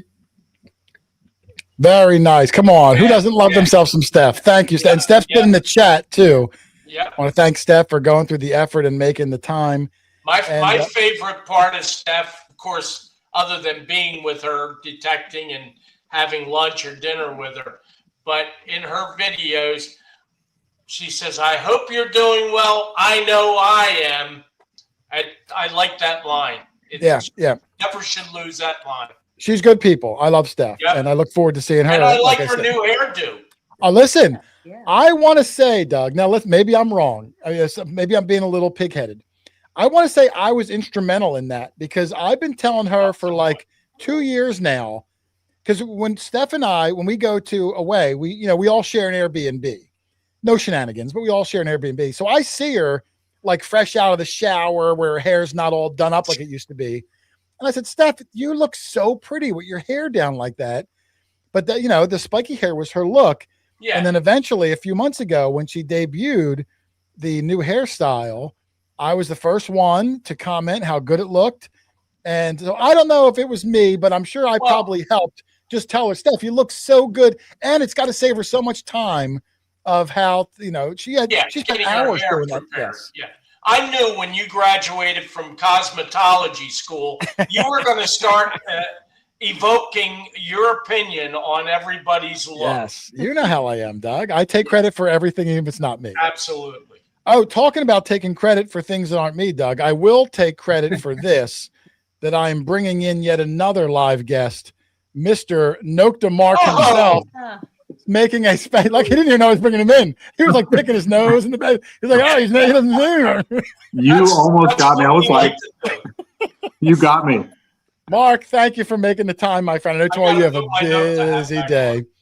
Hey, thank you for inviting me. I'm so happy to be here to celebrate this gigantic, enormous occasion. I mean, it's been a long time. I think we were talking about when did I meet you and how many subscribers did you have? And just to be here today, it's a really great feeling. Now that I'm a part of Nokta, as you said, long history in metal detecting, the journey that we've had together, the journey we just had exploring gold-bearing regions in Arizona and California, I would argue, that was probably one of the best trips I've ever had, certainly in my professional career, but just getting to know you, getting to know metal detecting with you, gold detecting, meeting people, having fun adventures and seeing how you interact with people. It's no wonder why you're here where you are and the great people that surround you. You're such a great guy, Jason. And I'm just truly proud to be here in this moment. Listen, man, don't make me blush. Come on. I'm a grown man. But no, but thank you very much, Mark. Mark is one of my closest friends in the hobby. I probably talk to Mark 4 days a week on the phone. It starts off metal detecting and then shifts into like Star Wars. And did you see Game of Thrones last night? And you know, like he's become a really good friend. When I told him I wanted to do a celebration tonight to celebrate the 100,000, the first thing he said was, "What can I give?" You know, Mark donated, I think five of the prizes, courtesy of Nokta for tonight's giveaway. So he's always been there. We've given away on the live show alone in the last year and a half 20 detectors and pinpointers. Everyone Mark graciously donates. So I'm proud of saying that Mark is not only a good friend, but that relationship that Mark and I have through Nokta, I'm really proud of that too. So I asked Mark if he can join us for a few minutes tonight, and I'm glad you did. So thank you, brother. Thank you. And, you know, it wouldn't be me if I didn't have a little surprise for you. You have a surprise. Yeah, I kind of reverse Uno card you. Oh, well, I don't even know what it would be. Should I make you full screen? Are you going to hold something up? I might need. I got rid of them. That's I can't. I make you disappear. I can't make you full screen. It's as big as I can make you. Well, the surprise is going to be coming, and I would give it about 30 seconds. So we need some filler time. Did you happen to have the first interaction that we had lined up? No. I don't remember. I was trying to remember what it was, if it was at Pound the Ground, because I noticed the background flyer when you had said that I was there. I was like, oh yeah, I remember. That was my representation. I'm embarrassed to say that the first time I met you, you know, you were like a salesman or in charge of like some sort of with sales with Nokta. So like, I didn't know you. We just met. So you were just kind of like a sleazy salesman. Like I didn't like, oh, let me take a picture with the sleazy Calico salesman. Yes. Yeah, so you didn't know all my Star Wars facts and trivia. Yeah, like, I didn't know. It took like when Mark tried to get me to go on the Calico VIP team, which eventually he did, I was very reluctant. And Mark, you know, would just call me all the time. Kind of reminds me of Doug. Would just always call. And he wore me down, and then I just started liking him. And then I was like, all right, Mark, all right, whatever you want to do. And then it blossomed from there. That's why Doug and I get along so well. And, you know, persistence is key. Yes, that's true. But Mark has become one of my closest friends. Like I said, we just got back from a 10-day long trip to California and Arizona. We had to share a room, Doug. You know, when we travel, Doug, we usually get separate rooms. Mark's like, no, we're going to share a room and talk about Star Wars all night. Thank God you don't do that with me. There was other topics, and we did find gold on that trip. And you were a lot of fun. And the Magnetar and smashing success, I'll give Nokta credit. They did a price drop, very strategic, and man, it's been selling like hotcakes. So, and the more people that start putting videos out, and the more people that see it in action, the more people are going to want to buy it, and that's how you get your foot in the door. Well, that's why I've been so busy. I haven't been gold hunting without you, so I'd say that maybe we'll go to Alaska next. I'm thinking, but it's just been really a wild time, and I like to be busy. No one likes to be twiddling their thumbs, so especially in this time with the recent price drop and the features that the Magnetar has, it's been truly incredible. Just a great feeling to be behind a company that believes in the community. We talk about this all the time with customer service, but just you're inspired to go up on Facebook groups and chat with people and be a part of the community. I think that's number one. And that's another thing that you exhibit that I really just kind of cherish, is how you really care about people, whether it be fellow influencers, your team, just someone off the street, event organizers. You are almost like, I don't know, a bartender, a priest, a psychiatrist, a good friend, all rolled up in one, where you really care about people. And you can tell that in many, many stories that you tell. And I think that's a rare gift that we don't see often in this world. So you really got to appreciate it when you see it. Well, thanks, man. I just, I like people that like what I like, and I get along, and I treat others like I'd like to be treated. Pretty simple things. And I'd like to think everyone on the panel here does the same. Absolutely. Well, let me see if my surprise is ready. All right. You're not going to take off any clothes, are you, Mark? It's a PG show. No, that was not the plan. Let me just give me a second. This is always the live thing. I might have to use this phone. Let me turn off my camera for a second. And Okay. Yeah. I have a suspicion we're going to see Dilek.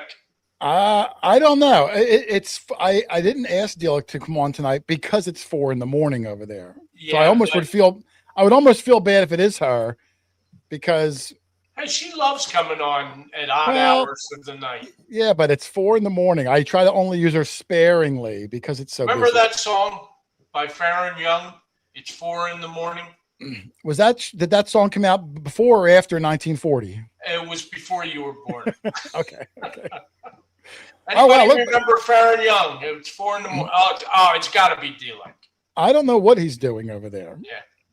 I don't know if he knows what he's doing over there. He's got that mischievous look. I was just chatting on this phone. Yeah. Okay.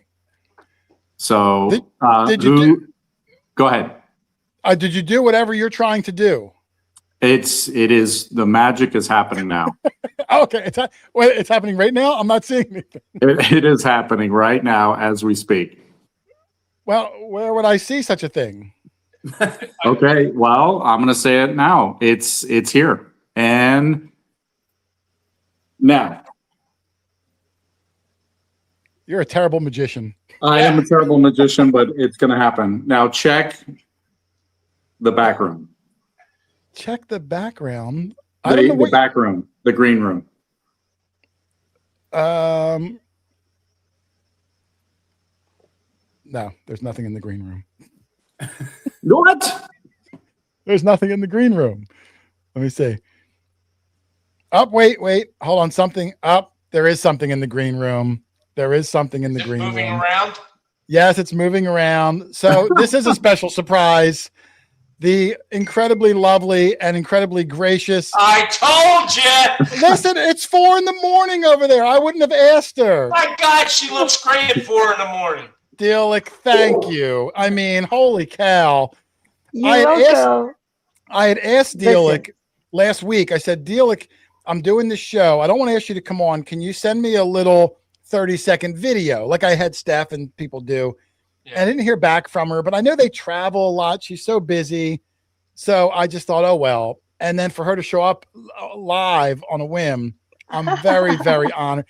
I told our whole origin story. Where go ahead. Come on. I couldn't.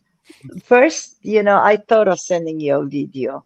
Then I'm like, no, Jason is worth more than this. I said, I'm going to wake up. No matter what, I'm going to wake up because I'm home. I'm not traveling. I said, I have to do this for him. I couldn't just not be here. You know what I mean? Thank you, Jason.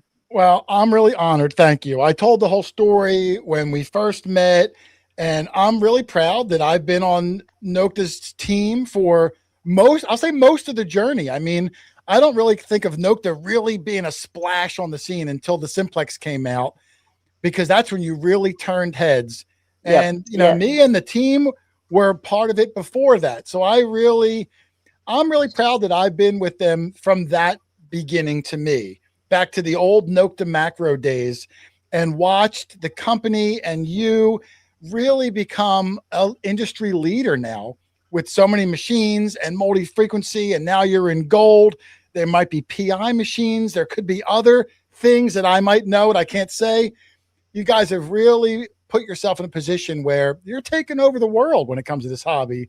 And I'm really proud to know you, Matt, and everybody over at Team Nokta. And we're very grateful for the people, including you, Doug, and everybody else, our nomads, whoever it is, our end users, actually, they come the first, how we value our end users the most, because we owe where we are to them and to you guys, like yourself, Doug, like I said, our nomads, anybody who supported Nokta.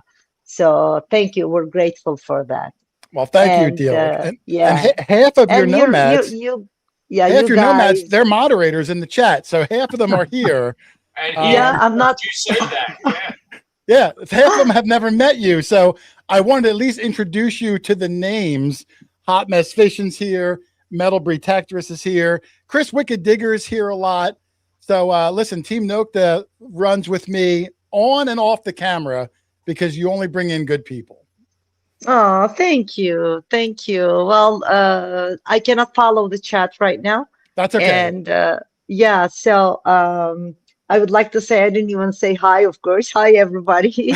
Hello. You know, thank you for thank you for joining tonight on behalf of actually Jason and myself and Doug and everybody else. Oh, Mark. Hi. Yeah, Mark's there. Yeah. Dealick, Mark Dealick. Hi, how's it going? And Dealick, I want to thank you. I'm sure you didn't even know, but Nokta donated 5 prizes to give away tonight, courtesy of Mark. So thank you, Dealick, and you can yell at him tomorrow. I won't be in tomorrow. Oh, he won't be in tomorrow. He's taking off tomorrow. So Monday, I'll if I'm allowed to come back. I'm trying to, She's shaking. I'm just kidding. I know. No, but thank you. You guys have always been very generous. I mean, Nokta's given away so many things on my show. We've probably put 20 detectors in people's hands, pinpointers, everything. So I'm really proud of my relationship with Nokta. Couldn't be happier. And I'm looking forward to seeing what the future brings for both of us. Hopefully it's gonna bring a lot of good things for all of us. Yes. Well, thank you very much for calling in. You might have just woken up. I know Mark calls you and wakes you up, but you look like $1 million if you did. Yeah. But thank you for coming in. I'll let you go back to sleep. I really appreciate it. And thanks for everything Nokta's done for the Quarter Hoarder channel over the years. Wow, you want me to leave? No, you're welcome to stay if you want. Should we tell him, Dealick? What's that? Should we tell him? What are you telling me now? Dealick, it's all you got the ground floor. What is she telling me now? Is there another secret? Tell her what? No, The big seriously, surprise. Mark, don't make me curse. Yeah, Mark. I want to hear that. I don't know what else Dealick can do because Dealick is the big surprise. I'm sorry, I'm being a tomboy. I know. I mean, she's already given away half the prizes on the show. What more can she do? Exactly. That's great. But you know what? I am as dangerous as Mark on live shows. Seriously, actually today, I had to join another podcast in the UK. You know, the big detective show, right? That was on earlier today. You missed it. Yes. So I was supposed to be on it, but you know what? The problem is, they messaged me and they never, they never sent me an email, and somehow I missed that message. Okay. So you missed it. yeah. So then, and I had promised them to give away a Legend 2 too. So towards the end of the show, Adrian messages me on WhatsApp and says, "Are we still okay to give the Legend 2?" And I'm like, "Damn it!" Yeah. I'm like, "Was it tonight?" He's like, "Yeah." I'm like, "Oh my God! I wish you reminded me." And he's like, "Well, we're still live." So I'm like, "Okay, give me 10 minutes because I was popped in. You made it.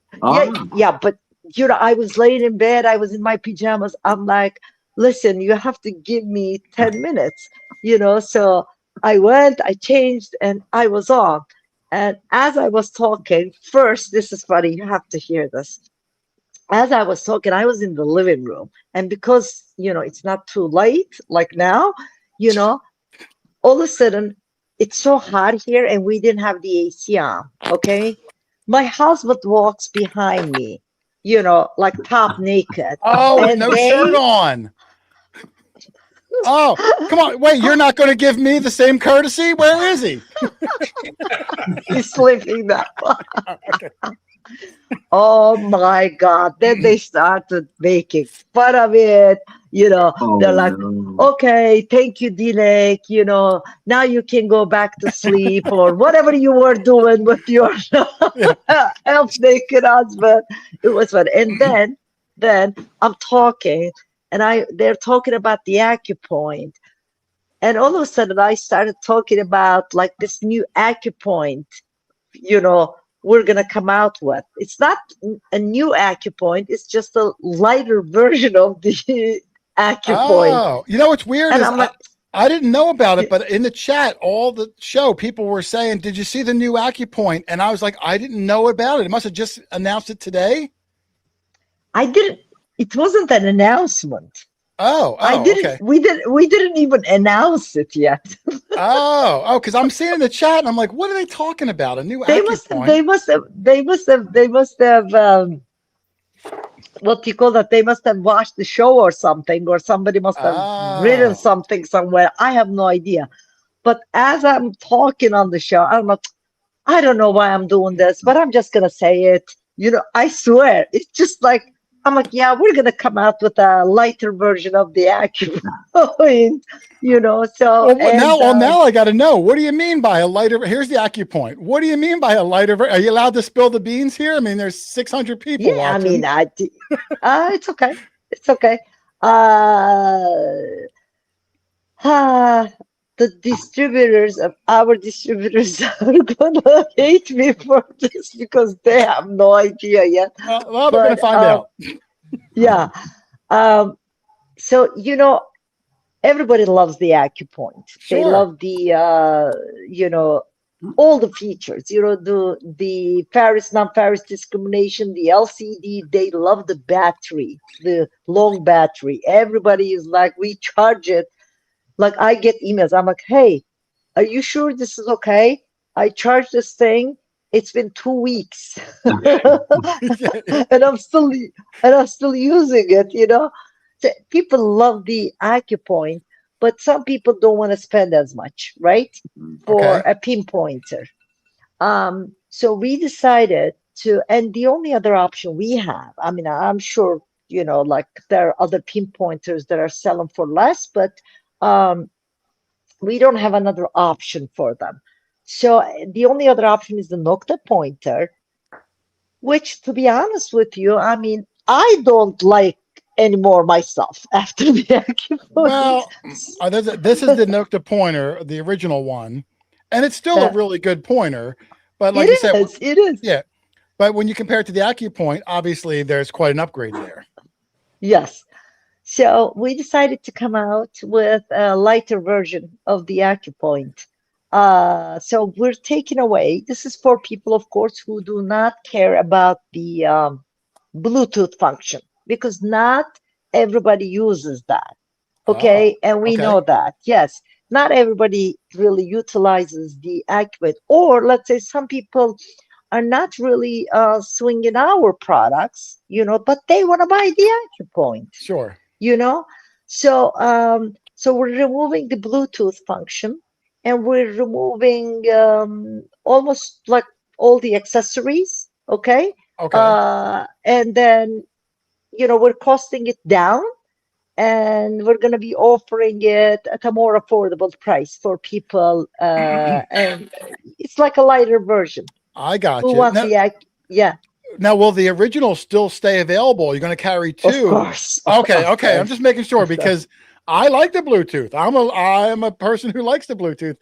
But now, if you don't use it, like you said, now you're going to have the same pinpointer with those functions taken away that they don't need to save them some money.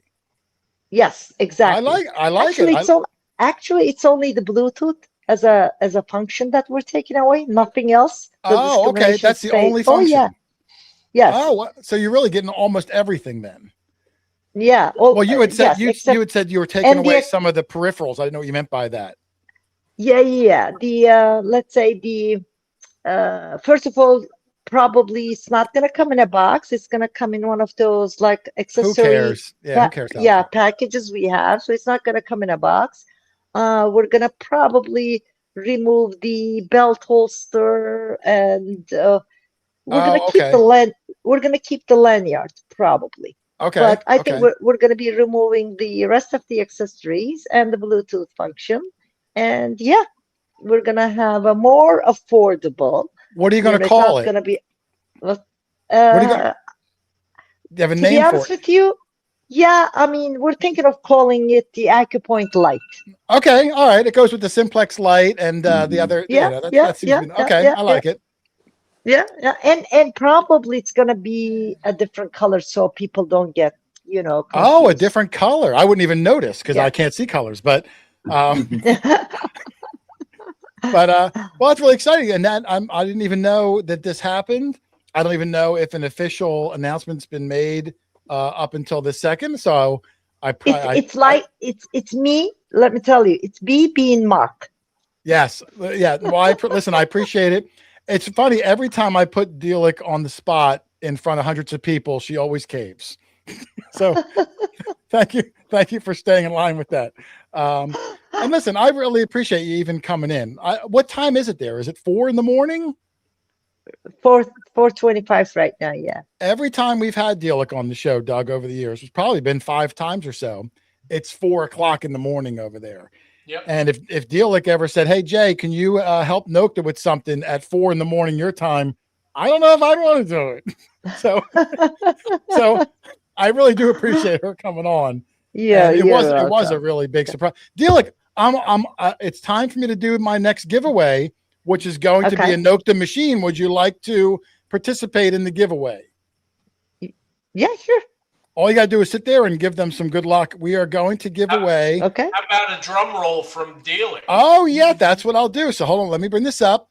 We were giving away a bunch of things today, Delic. Everything but a drum roll. What if you pat on your husband's buttocks or something? We are giving away a Simplex Lite as part of the packages today, too. Like she said with the AcuPoint. Oh. This is their beginner simplex machine. Incredible unit still, but if you're not familiar with detecting, it's a great starter machine, and then you can build up through the simplex line. So the Simplex Lite, all the stats are on the machine.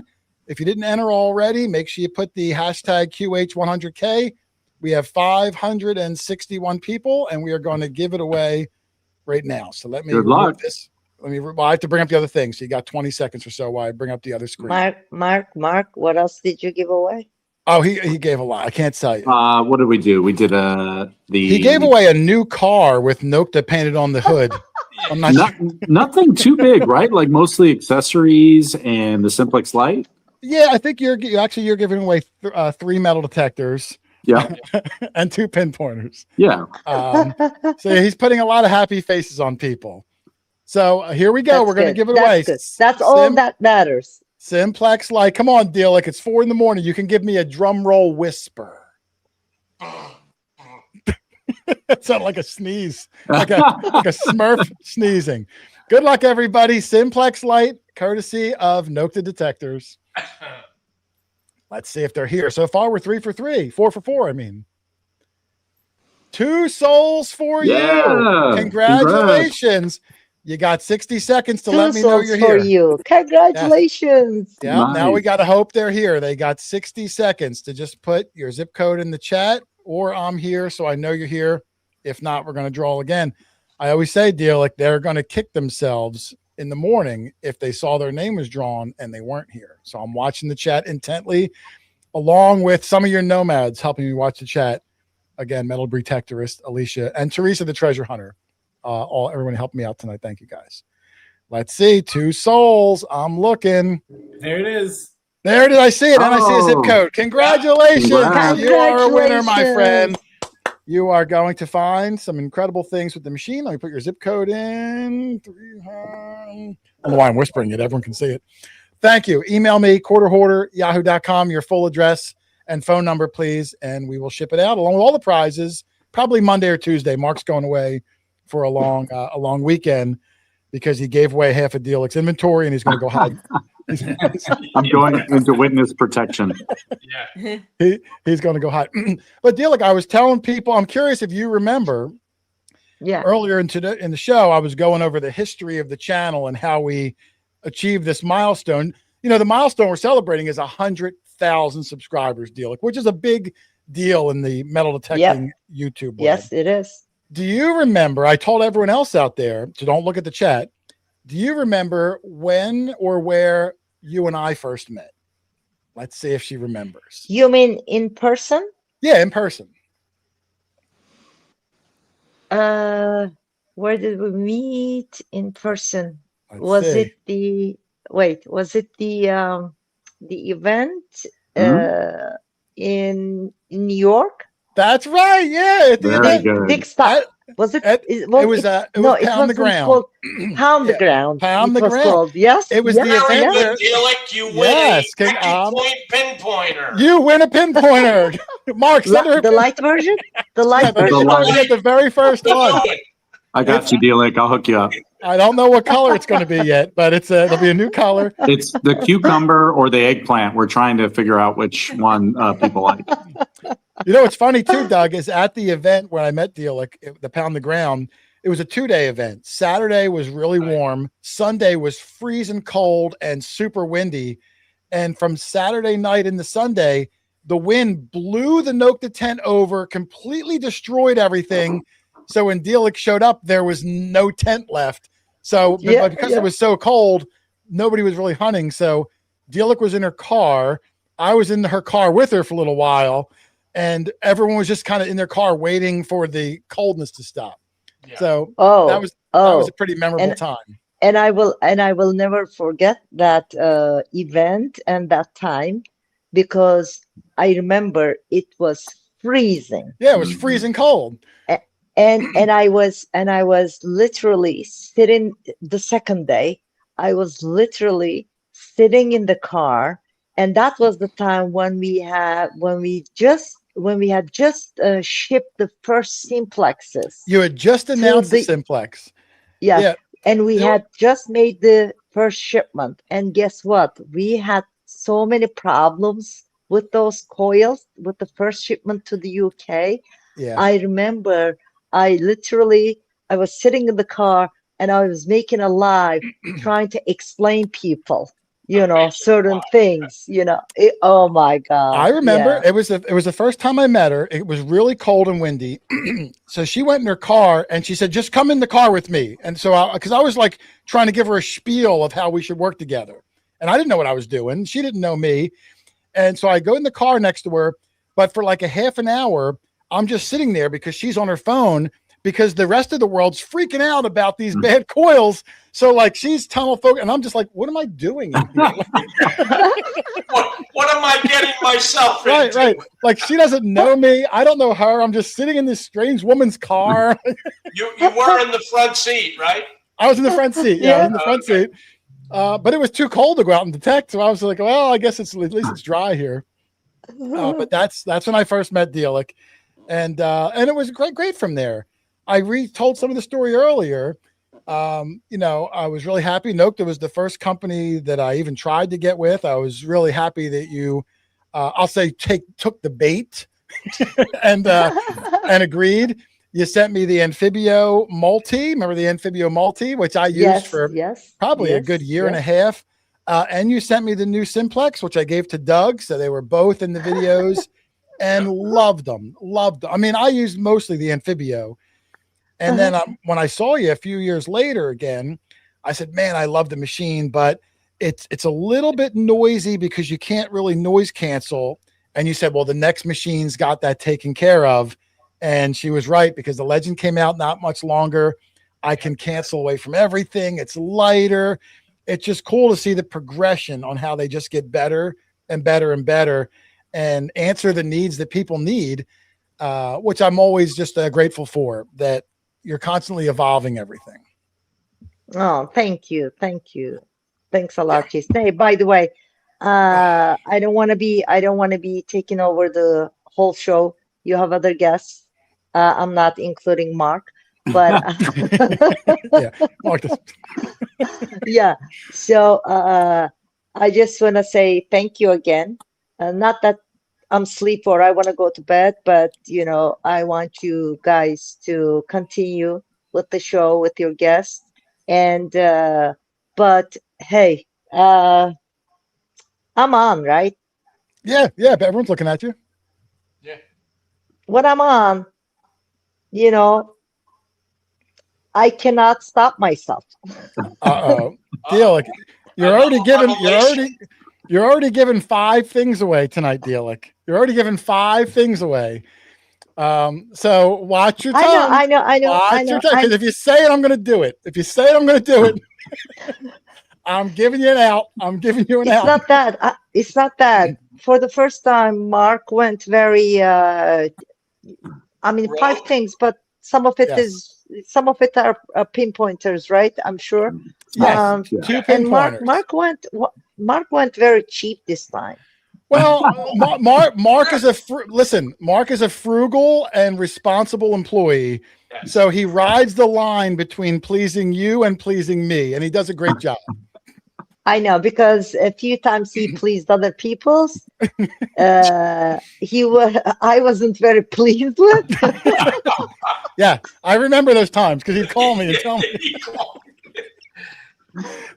Anyway, listen, I'm on, and I'm not going to say our flagship model because that's the Magnetar right now, but I'm going to give the flagship model of our hobby line, the Legend 2. Really? Okay, Magnetar 9000. Yes, Wow. is the flagship. Guys. And it's for gold prospectors, and I know most of your customer base are, we're relic hunters over here. Relic hunters, coin hunters, whatever. Hunters. So let's give away a Legend 2. Guys. Oh man. For the yes. For we had 9 already. You guys are more than worth this. And this is my thank you to you on behalf of myself and Nokta. Okay.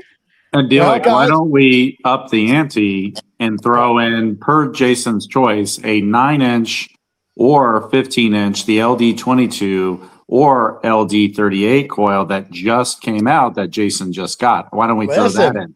Mine is over here behind me on my machine right now, the 15-inch, because you received it. Would you like to see it, Dealic? Yeah. He's excited. I like that. Mark, by the way, I was trying to look in the air around, when you were saying all those things. Look at the size of this coil, Dealic. Look, it's bigger than my head. Wow. If I sit back here. But not bigger than mine. No, you have the biggest head. I have Jason, what do you think? You pick, Jason. This person's going to not only get the brand new Legend 2, but either the 9-inch or the 15-inch as well. Well, if you're going to make the offer, how about I let the winner decide which of the 2 coils they prefer? Because depending on where they hunt, I'm looking forward to the 15-inch more. Yeah. But not everybody wants the big one. Yeah. Right. So let's do it. So we're gonna do. You want to do it right now, Mark? Why we have Dealic here? I love it. We're doing it live. All right, we're gonna do it live, everybody. I had no idea it was gonna happen. I had no idea Dealic was coming on. Quite a surprise. I don't even have a photograph of the Legend 2 lined up. So if you're not familiar with it, the brand new Legend 2, their flagship relic machine, the greatest machine to have, in my opinion, the machine that Doug and I use every single week and find incredible things. You're going to win it.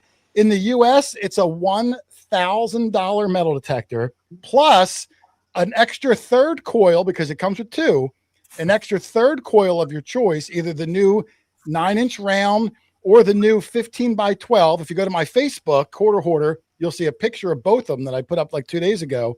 So you'll get 3 coils, the full machine. It's probably like $1,150, something like that. And Mark's going to be on the hook to mail it out. So we're going to do it. So same criteria. I hope you're entered. I have 577 people in.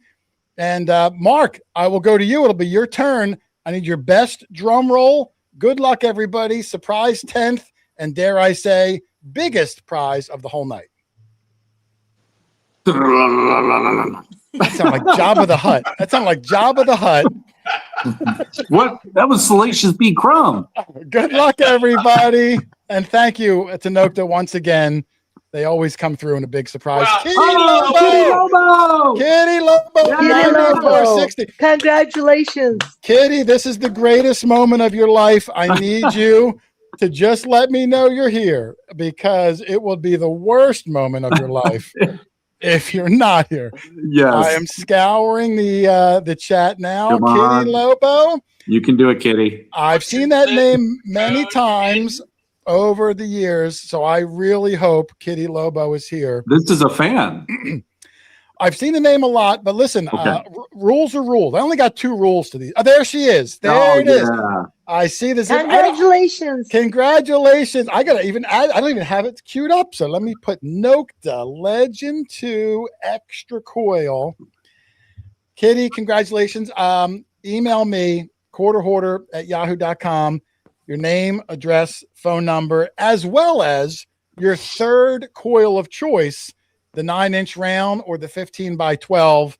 Congratulations. You may have won the prize of the century, Kitty. Congratulations. Well, Dealik, I can't thank you enough for coming on. I can't thank you enough for being part of my journey in this hobby.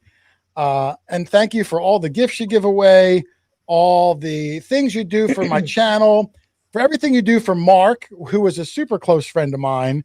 I know he is a friend and a super loyal Nokta employee. So you changed all of our lives for the better, Dealik. Thank you for making the time. And don't make me tear now. 4 in the morning. Well, there's still sand in your eyes probably from waking up. But no, I couldn't have been happier. You were the right choice years ago. You're the right choice today. And I'm really proud to be part of Nokta's Thank story. you. So thank you. And congratulations for your channel, for your 100K subscribers. And thank you for having me. Well, it was a surprise for you, but still thank you for having me tonight, giving me the chance always to talk to you guys, to answer questions of the, people who are curious about Nokta products, and for supporting our brand, that I truly love, that.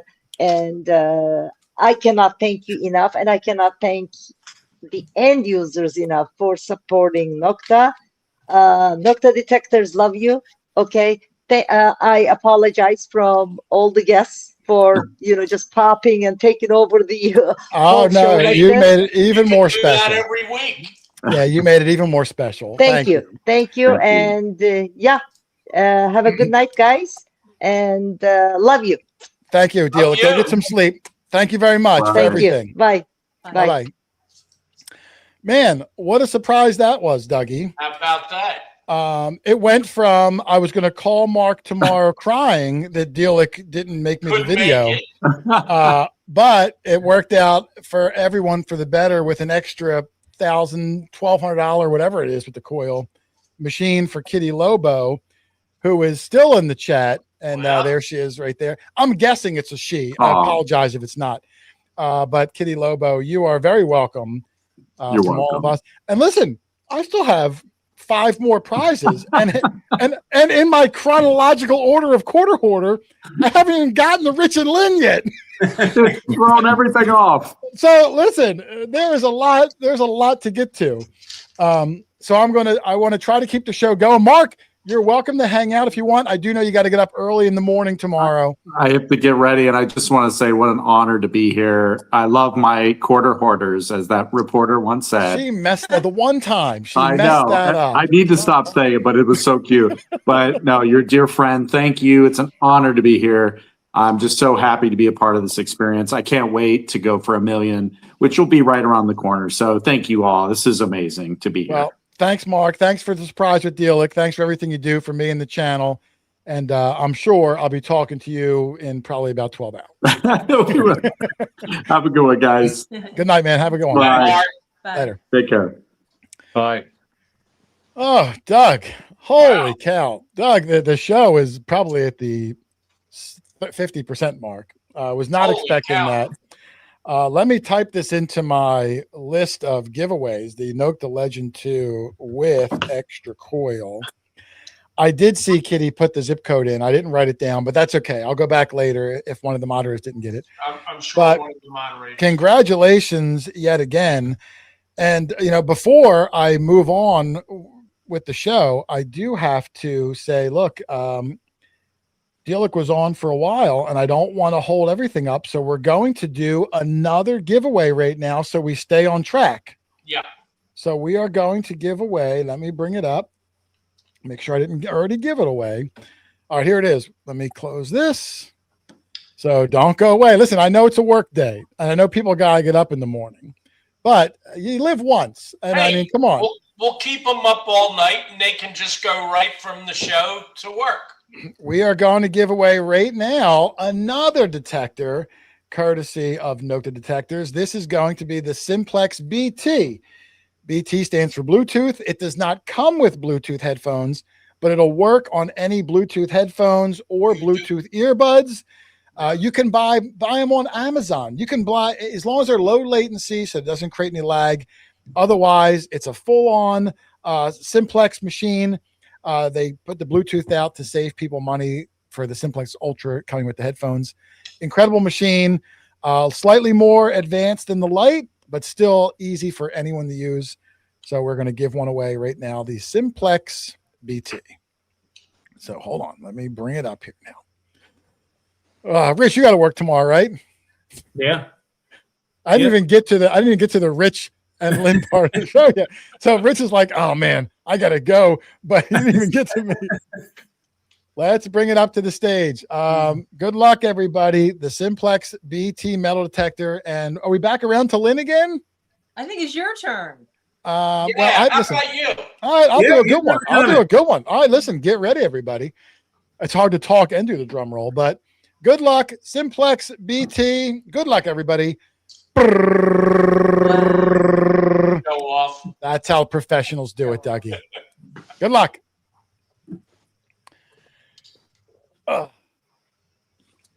Tippy River, 5930. Woo! Tippy River. Wow. Congratulations, my friend.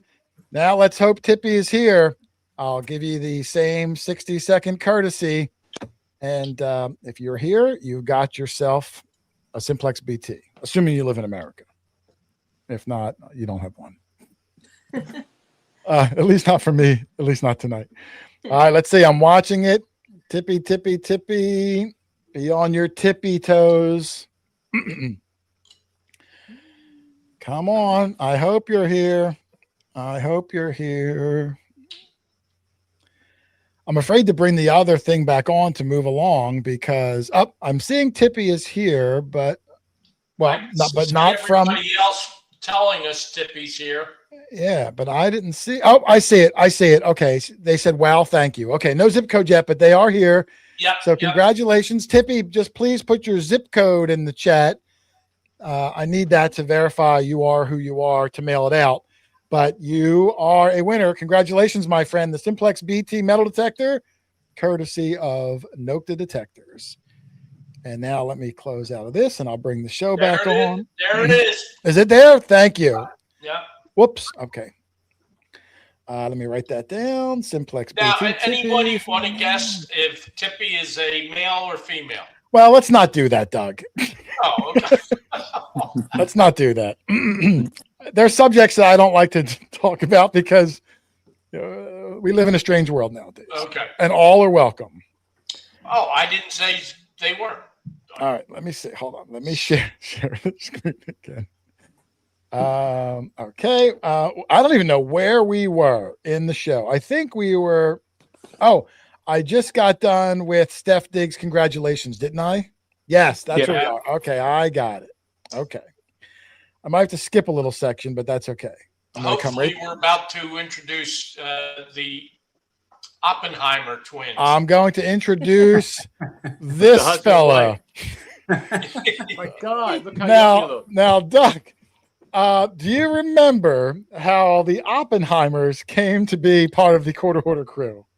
Absolutely. Tell the story, please, just so I can rest my voice for a second. Okay. Well, they were emailing you as I did, probably not as voraciously, and but they did get through to you, and you called me up and said, you're near them, and it turns out I'm 5 minutes from both of them, different parts of the same town.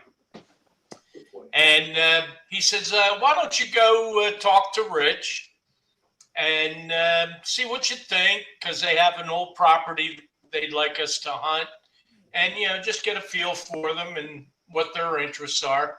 So I went over to see Rich, and, I wasn't feeling threatened by him like you would.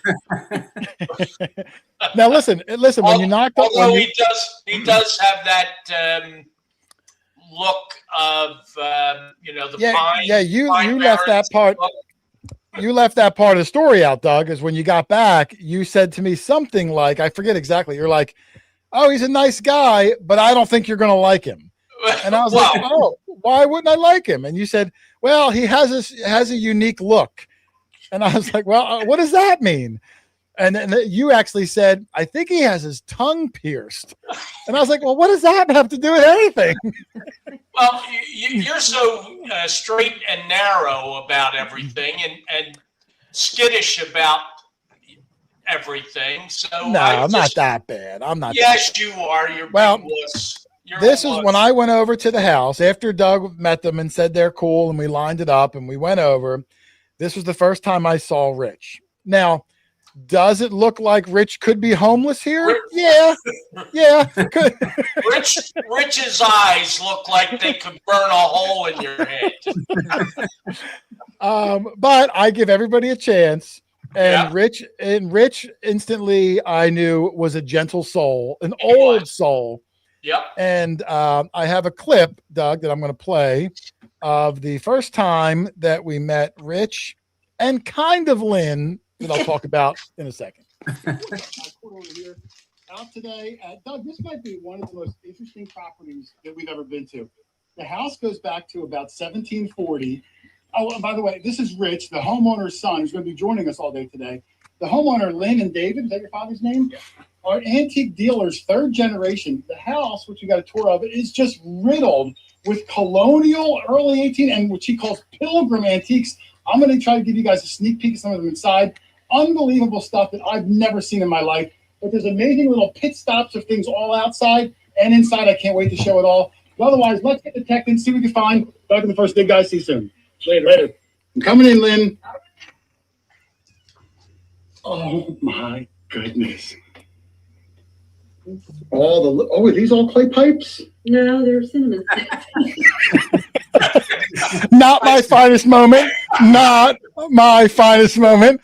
Well, they look a lot like clay pipes to me. Now, in the video, I do a tour of Lynn's house. I'm just going to run a couple of stills for the time. But if you saw the video, Lynn's house riddled with these incredible antiques that she brings on the road and sets up at the antique shows that we promote on the show all the time. Some of these are probably her personal ones. This is her everyday living house. This wasn't like set up for me. This is the house that Rich grew up in with these priceless, one-of-a-kind antiques on literally every wall, in every room in the entire house. I didn't even see a television. Everything is like colonial stuff. My wife, for the first year before she met Lynn, thought Lynn was a witch that's like 600 years old and still lives like 600 years ago and like maybe eats babies or something to stay looking young. Like she didn't know what's going until she met her. But the house is amazing. And, we hunted this property, for a full day. Look at that. Wow. I mean, it doesn't even do it justice. If you want to go back and watch the videos, you can see the tour of the house. And what's crazy too, Doug, is even though Rich hunted with us, Lynn, who did not want to be in the video, we get a lot of shy property owners. Yeah. So you hear her voice, you might see her feet. But what was cool is it seemed like every time we found something old, because Lynn is such, an antique dealer with such a history, every time we found something, and me, as the video narrator, I'd be like, oh, look, Lynn, this is an old clay marble. I think it's called a Bennington. Lynn would go inside and come out with a bowl full of them from her collection. And I was like, oh, she knows exactly what this is. Yeah. You're not enlightening her at all. And then later in the show, you found this crotal bell. So I call Lynn over. I'm like, Lynn, This is called a crodal bell. They would go on horses, and then people would hear them. And she went in and got a bucket of all crodal bells. And I was like, "What is going on here?" Like, and it just went on and on all day. Everything we found, she trumped it with boxes of them. Yeah, we weren't showing her anything new. But at the very, very end of the second day of the video there, Lynn decided to come out and give you a hug and capture a sneak piece of her face right there to get her on video. And then she's been blushing. Yes. And she and Rich have been with us ever since that day. So do you remember, Lynn, when we first came to your house? I think you baked us some. One thing I don't show in the video is Lynn would bake some sort of a delicious baked good, cookies, every cake, Saturday, pies, every for like the first 2 years. And we tell her, Lynn, stop doing that. You don't have to do that. But she, every single time. But even when we were there the first day, Doug, do you remember what she made for us the first day we did her house? Yeah, it was homemade Oreo cookies. Yeah, it was homemade jumbo Oreos. And I think there was like something on the outside, Lynn. Did you I don't even remember what you did to them. I just remember Doug saying, well, you were there the first day you were there. Doug said something about wanting Oreos. So I think it was the second time you were there. Yeah. I made the homemade Oreos. The first time I think I had zucchini bread or something that I made. Oh, I would have passed on that. You didn't though, and you liked it. Oh, I probably told you I liked it. I'm not a big fan of like vegetable breads, but those Oreos, I'm sure I did the Oreos. But it was funny how, we just took such a liking to her, like we did with Charlie, like I did with Doug. When you know, and they immediately started coming with us. Rich detecting from day one with his Garrett Ace 250. Nothing wrong with it, but that's what he used. And he still found more stuff than we did, Doug, because the guy's a machine. It's amazing. And for the first 2 years or more, Lynn would just walk around and she enjoyed being out. She'd help us ID broken pottery and she was our antiques expert, but she just didn't detect or pick up a detector until how many times did we encourage her to do so? Every time. Every week. I've got to defend myself there. Oh, I'm not knocking you. I'm just saying, you didn't do it. As you know, I've had Lyme disease 6 times, and part of it was that I couldn't hold that detector. Every once in a while, when one of you would take a trip to the woods, I'd use your detector for a couple of minutes, and my wrists, I had a lot of joint pain from the Lyme disease, and I just couldn't hold it for more than a couple minutes. So I got in a better place with that, and started to detect, and there's no going back now.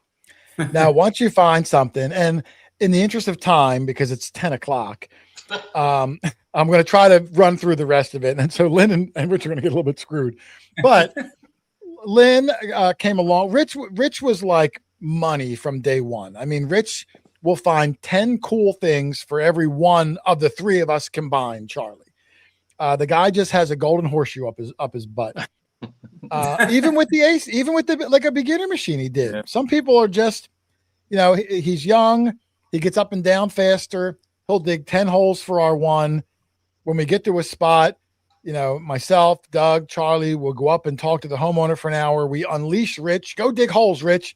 And when we're done, we come out, there's 10 holes open with things in it.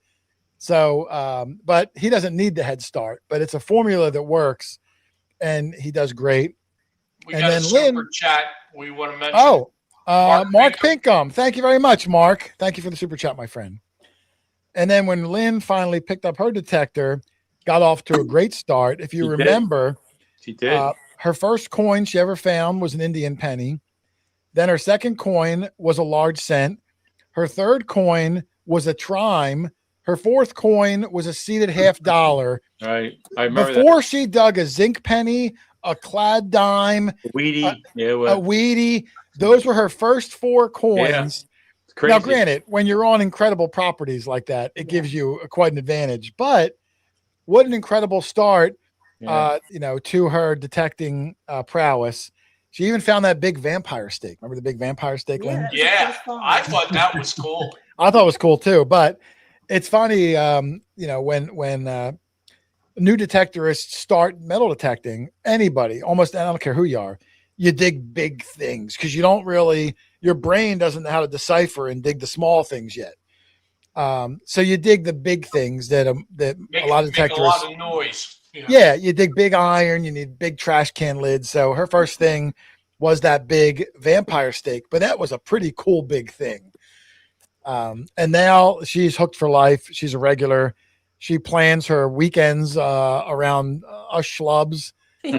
And dare I say, she brings a little bit of class to the show, Doug, which we always lacked.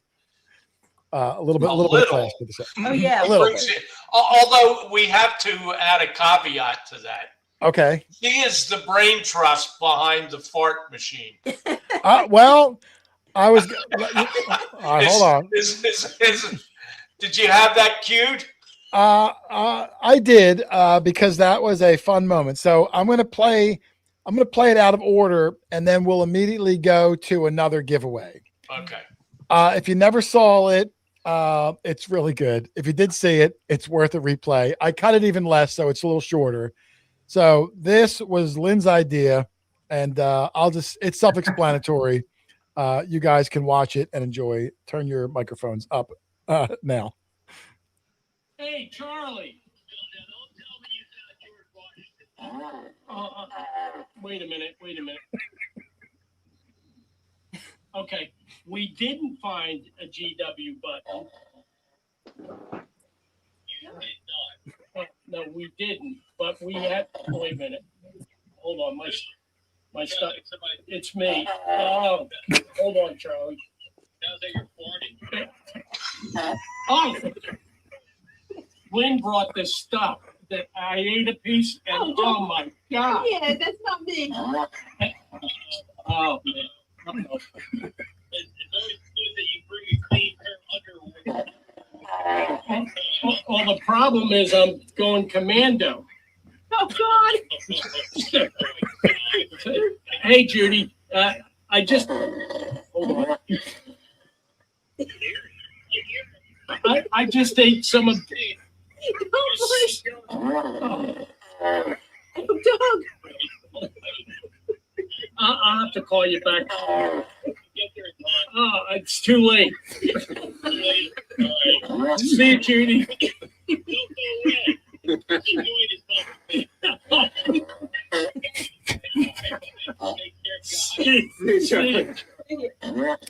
All right, so if you never saw it, that was we had a good time doing that. And listen, I say Lynn brings a little class to the show. It was all her idea. She drives around 365 days a year with that fart machine in her car. So a little peek behind the curtain of Lindiana Jones. And Charlie, she's just one of the guys. I felt bad for Doug. I really did. And then poor Judy, Charlie's beautiful wife Judy. She gets on the phone, and Doug still relentlessly goes with the cat. Poor Judy. Yeah, that was another fun one. That was funny. That was funny. Yeah, it was a lot of good stuff. Now, I'm going to roll right into another. Oh, you know what? I said I was going to do a giveaway, didn't I? Yes. All right, let me do a giveaway because believe me, we are getting near the end here, and I'm going to give away. Oh, there's another fun one that I almost wish I could win this one, Doug. I don't think I'm eligible. We are going to give away the Excalibur Sir K shovel with the patriotic red, white, and blue powder coating. Nice. 36 inches long, 9-inch blade, 7-inch wide. Comes with the Excalibur gray hat that I believe Doug has on his head. And Charlie. And Charlie. Well, Charlie has the OG one. Oh, yeah. Right. Incredible shovel. Like I said, I'm a little jealous, although behind me, I do have a new Excalibur shovel of my own, which I'll be unveiling this weekend. But I love the colors choices. Beautiful. All the colors are there. And for the price of a competitor's standard, you get what we make shovel. Go to Excalibur. You can customize the length, the blade, whether you want serrated edges or not, the colors you want, what kind of handle you want. completely customizable for pretty much the same price. And it's built to last, I don't know, 100,000 years. I don't know exactly, but mine's so far held up in some pretty rough terrain. Even Rich, who's been known to break it. I think Casey, when he first sent us the shovels, was a little nervous that Rich is rough on them, but even Rich's has held up. So you're going to win yourself the patriotic shovel. So let me stop this, and I will bring up the giveaway tool, and everyone out there has got a chance to win an incredible Excalibur shovel. Let me bring it up, Dougie. Ooh, a lot of clicking for me today to try to maintain this. Here we go. Tippy won the last one. We are now at 615 entries. I hope the winner is still here. And Lynn, we are back to you. Give me your best drum roll that does not sound like a fart machine. All right. That's not bad. It's better than Charlie's. Charlie's was the worst, but he'll get redemption. Good luck, everybody. Patty Willis, 1874. Patty Willis, congratulations. You know the deal. Let me know you're here. Put your zip code in. I want to give you this shovel, Patty, but I got to make sure you follow the 2 rules that A, you're here, and B, you live in America. Come on, it's a patriotic shovel. You got to live in America, right? Great shovel. Yeah. All right, come on. Let's see. I'm watching the chat. I'm watching it. Patty Willis. I see the key. I'm sorry. Wills. Patty Doug's Wills. right. I know. I said that. I apologize. Patty Wills, not Willis. What you talking about, Willis? Yeah, what you talking about? I'm watching. Come on, Patty. You are going to be sad tomorrow, Patty, if you went to bed early. There she is. Oh, wait, nope. That's Kitty. That's Kitty. I'm looking for an old one. Come on, Patty. Uh-oh. Rich, put her on the clock. She's got 30 seconds. Put a timer on, Rich. All right. Put her. Oh, Relic Riley is here. Relic, how are you? Oh, has he? I must have missed him. Riley said, Doug, check your text. Okay. Patty, come on, Patty. You got about 20 seconds. Patty. Oh, my goodness.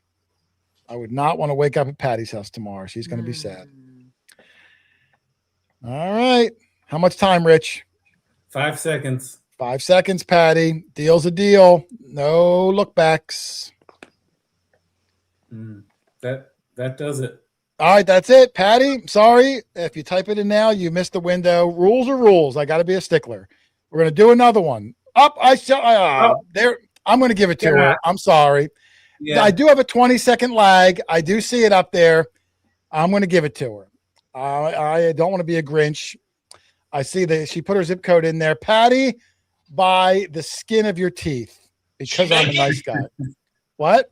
Did she make it?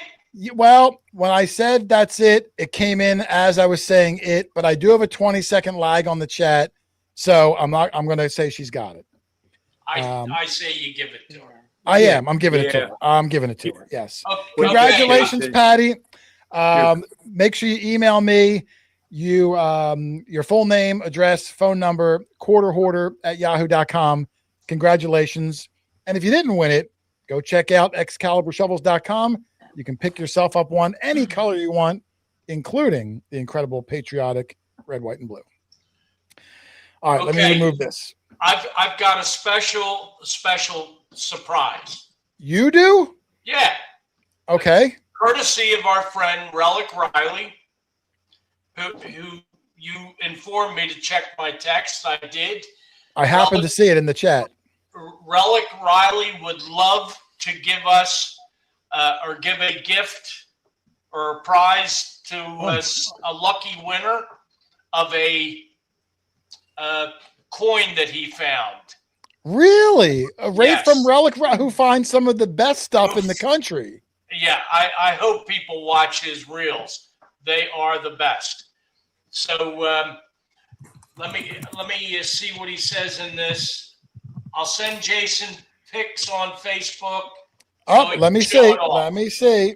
He did send me pics, Doug. I'm going to put myself on the big. Again, listen, the Note the Legend 2 was a surprise. Relic Riley giving up. Oh, my. What is this? Wow. Riley, I don't know what this is, my friend.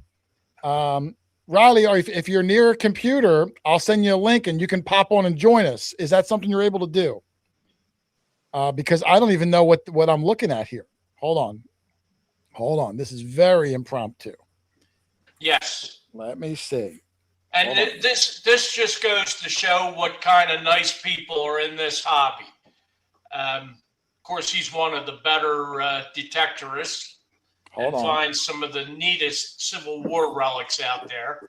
All right. Actually, I'd like to have him come up and help me find a flying eagle.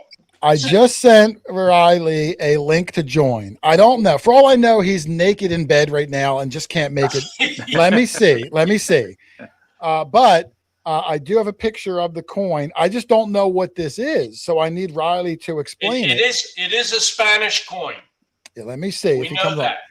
Oh, he's actually cooking right now. So hold on. Let me bring it up. He can't come on, but here it is. What the hell is he cooking at 10 o'clock? I don't know. The guy makes food. Here's the coin. Well, yeah, that is nice. He said it's a 1600s copper Spanish Maravitas. Maravitas. Wow. So there's one end with the lion. I can see it looks like it's hammered, which I guess would have to be 1600s. And then let me scroll to the other side in case I have pictures of Doug naked. Okay, there it is. There's the other side. Now, if you win this, I'm going to guess it'll be the oldest coin in your collection if you win this. So incredibly gracious from Relic Riley. And we're going to give it away right now as a special extra bonus. Let me type it back into my chat because this is crazy. 11 now incredible giveaways tonight. Jeez. So hold on. Let me write this down. 1600s. Riley. Maravitas. All right. Let me bring it up.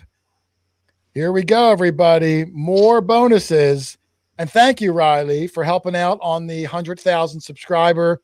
Riley, an awesome guy that we've hunted with several times, Doug. Virginia, New York.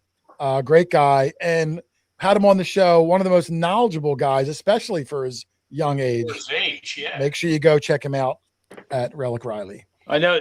He knows buttons. Remember, He knows everything. Found buttons. He identified all the buttons we found. Yeah, I thought he was like a Civil War specialist, but he knows Rev War stuff. Rev War, he knows war. He's good. He's really good. So, all right, well, here we go. I'm going to do it right now. Relic Riley, impromptu, going to give away this 1600s coin that he dug to one lucky winner. Good luck, everybody. And I think we're up to, I don't even know. Oh, Charlie, I think it's your turn. Give me a drum roll for Riley's coin. That's not bad. Hey, a little bit creepy. like your horse. It was a little creepy that he got his lips so close to the camera, but otherwise. Sounded like Mr. Ed. Oh, listen. I see Grasshopper Canada. I have to assume you're from Canada, and we have a U.S. only thing for the guests. It's scrolling at the bottom, only because shipping is too crazy.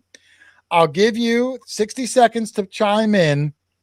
But if you are from Canada, I have to give it to U.S. person. I'm sorry. But do you have a friend in America that can get this? Or I can do this. I'll tell you what.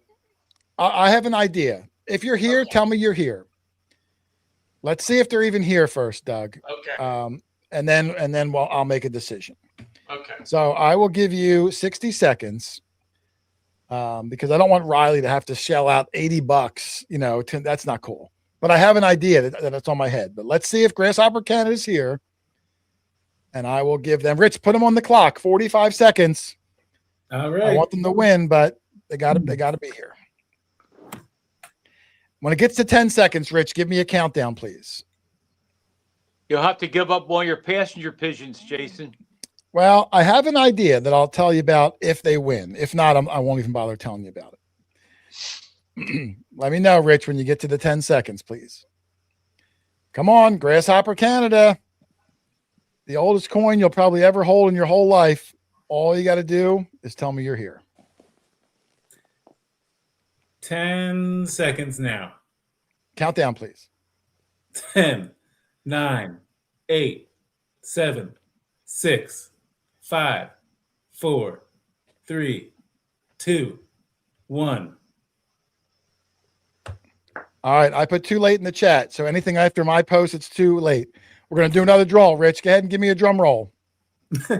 Oh, wrong screen. All right, here we go.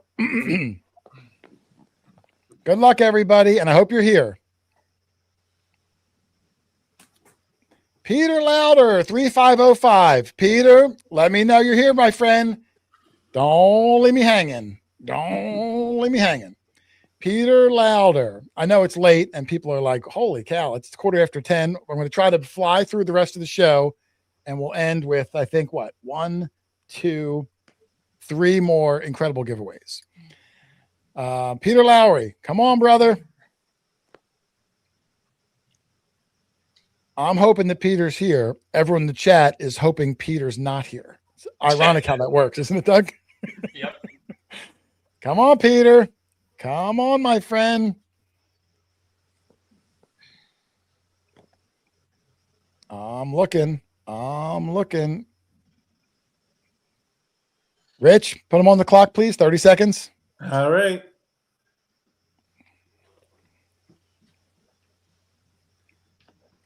Come on, Peter. I'm rooting for you. I want you to win, Peter.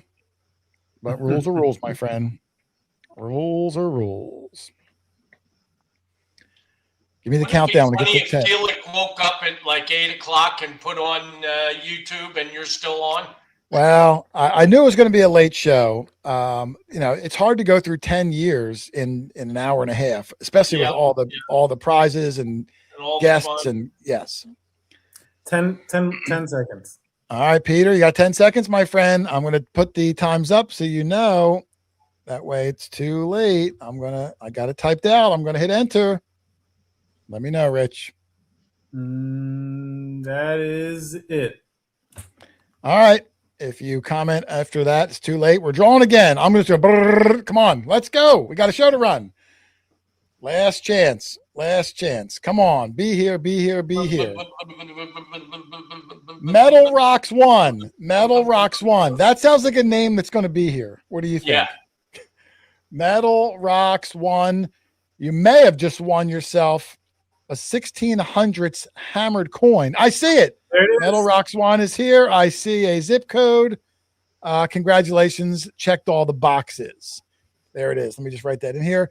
Riley, I will get you the information once I get it from the winner.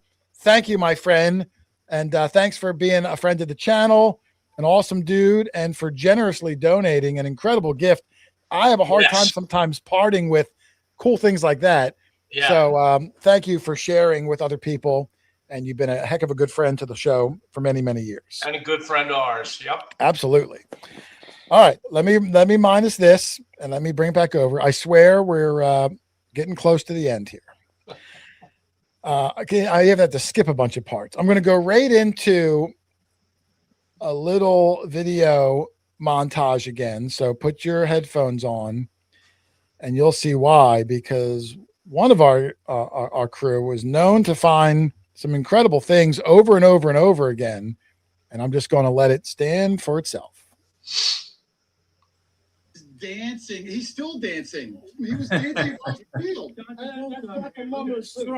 Oh my goodness. Yeah. Why is he dancing Look on at the the fans field? on the outside there. Oh yeah. Charlie's working the strip, and you got something really good. I'm hearing he's doing some sort of a dance. Let me see. The last time he danced, Rich, remember what he found? I do. Oh Yeah, me my too. goodness. Yeah, no doubt. This is going to be the real deal. Oh, wow, that's not played nonsense. Way to go, Charlie. I never did sidewalk strips before. I always wanted to do sidewalk strips. Here I am. There's something in that hole. He was dancing over here. Now, when he dances, typically that's gold or big silver. Oh my God. That is a gold ring. Really? Yep, 100%. Oh my goodness. How do you do these gold rings? Yeah, look, 19 on this side, It probably had the 68 school, on this side. The school emblem. You rascal. We'll do that later. That's like his third gold ring of the I- year I- in farm fields. 3 gold rings in farm fields. That's nuts. Yeah, it's class ring, yeah. You're 100% right. Charlie, who got nicknamed unofficially the Naposaurus, the guy finds gold rings. Hold on, Charlie. I always screw this up. Is that the most special of one? Yes. That is the gold ring, probably 19th century. Hold it closer to your face, Charlie. Like hold it away from. There we go. Yeah, there you go. There you go, right there. That gold ring, maybe I think perhaps one of the coolest things I've ever seen anyone pull out of the ground in person. Coin, relic, or anything. And what I'll do, Charlie, is hang on. I'm even going to I'll put this up again so people can see it better. If that was a ruby, and I don't even know if Charlie's had it checked or not yet, because these things are more special when you can see them again. I am getting it checked in a couple weeks. You've only had it for 2.5 years now. I know, but the guy's back. I know he's back in town for a wedding, so okay, he's gonna meet with me. Now the Naposaurus, I bring it up because, Charlie, his knees bother him occasionally, so he'll go in his truck, relax his knees, take a nap. He has since had knee replacement surgery that he's healing up from as we speak. What's going to happen to the ring finder if now your knees are good and you can just hunt all day like the rest of us peons? My knees are good, but the rest of my body isn't. Well, just incredible finds, and I want to show brand new knees. Brand new, yes. Brand new. Healing up soon. I'm hoping that Charlie will be a regular again, maybe within the next month. But he is healing up. It's getting there. But what a run you were on, Charlie, with the gold rings in every possible location. Yeah.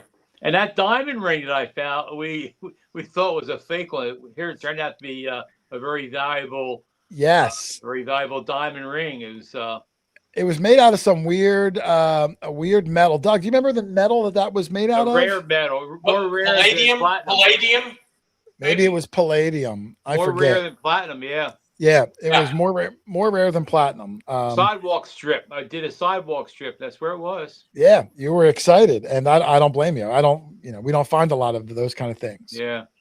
So, but I wanted to put that in because it does lead Jason. into something else coming up in a second.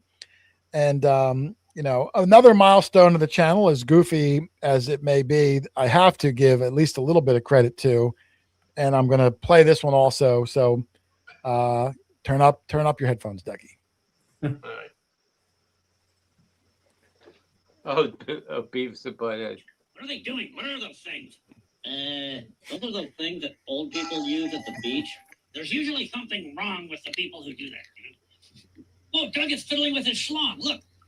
I bet he could sell that thing for like 10 cents. Yeah, it still works. Listen, I mean, we obviously talked about it many times. That Beavis and Butthead roasted us for 20 minutes almost. Mostly they made fun of Doug. Yeah. And rightfully so. Yes.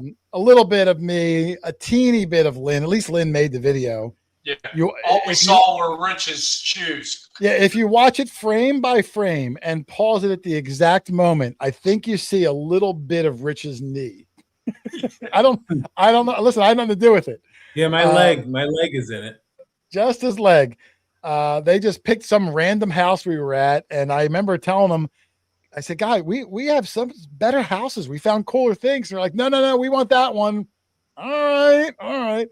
So, but again, it was an honor. Definitely a really super cool thing for the channel. So I wanted to give a little shout out to Beavis and Butthead. I say that's a real hell of a resume builder. Yeah. And this guy, who I'm embarrassed to say, I don't even know his name. We met him at an event. He had the Beavis and Butthead shirt on. He's doing, I think they call that like the cornholio pose. And look at the incredibly animated face he's got. Yeah. So it's become like a tradition that I always show this picture. Wish I knew his name. I'd give him a shout out every time. Yeah. I know Lynn's really tired. But that was incredible. Let me play one more thing, and then I'm just going to have a few, I think, pictures to wrap it up. So one more little video that people can listen to. Here it is from our friend, the Cape Cod Father. The Cape Cod Father. I just want to hop on real quick to give a big congratulations to the Quarter Hoarder and the Quarter Hoarder crew on 100,000 subscribers. That is mind-blowing. Couldn't have happened to a better group of guys. You guys are such great ambassadors for the hobby. I'm glad to call you. You got my friends, and I wish you another 100,000 followers. So let's do another call when we get there. Have a great hunt, everyone. Thanks, Eric. I was Eric, who, as you know, we go up to Cape Cod a couple times a year, get together. Steph Diggs, Brad, Charlie's been up there. Rich has been up there. Maybe we can get Lynn up there one time. Matt's been up there. It's great to hang out with them, explore some land that could even be older than ours. That Connecticut, Cape Cod area has a lot of homes from the 1600s. So it's a good time, good friends. So I wanted to thank Eric for sending a little shout out. Now I want to do a couple more pictures and then we're going to get ready to wind it up with the last of the giveaways. But I showed Charlie's gold ring run of those incredible gold rings. But again, the channel wouldn't be without this gold ring that really gave us the rounds found by the newest detectors of the group, Lindiana Jones. And Lynn, do you want to tell the story of this gold ring as I bring a couple of photos up? Well, we were digging a field that day that we dug many times before, basically the silver field, and we weren't finding a lot. And they had a relative that was in this little house sort of adjacent to the field, and they said we could, go and dig their yard. So we went over there, and again, we weren't really finding much. I remember I found a million clad pennies, and I think everybody else was just finding, clad money and really nothing at all. And then I got this hit, and this is what came out. It was a 1958 class ring from our local high school here. Yeah, not only that, but the property owner who is related to our property owner of the Silver Spoon Graveyard Field was there with us. So she, who was also like the family's like ancestry.com person, immediately started going through the Rolodex in her head of what relatives have those initials that would be old enough to have graduated in 58. And she tracked it down. And within 10 minutes, we were on the phone with her aunt, Nancy, who looks like this back in 1958. Nancy's on the top left there. That's when she lost it. And Doug, real quick, who is the blonde-haired girl on the bottom right? That's Blythe Danner. Yeah, the actress Blythe Danner, who was Gwyneth Paltrow's mom, who went to school with Nancy. But Lynn found the ring. We reunited. We called her. I put it on Facebook before the video came out. The news saw it. The news called us up. They ran a whole story on it, covering it, which was incredible. Interviewed us all. And then eventually Nancy, who is now, I don't even know, how old would you be, Doug? She was, I think she's 87, 88. Yeah. All right, in her late 80s or so. Yeah. Came up from Florida, had a big meeting, her whole family. We all gathered around. There was probably like 40 people or so. And we did a big presentation. Lynn slid the ring back on her finger. It was a real magical moment. There's Nancy down there. What a cutie pie she is too, Doug. Yep. Slid the ring back on her finger. Doug actually wore a button-down shirt, which you never ever see. And it was an incredible moment. The whole family was there to celebrate with us. So incredibly memorable, something that any detectorist hopes for. When you find something and do a return, I like to make a big deal out of things. And oftentimes the big deal doesn't work out, but this time it did. The family was incredibly gracious. Nothing but teeth showing there. Everybody was smiling. Everybody was great. I mean, everyone, the whole family came out, and it felt really good. So that was a great find from Lynn.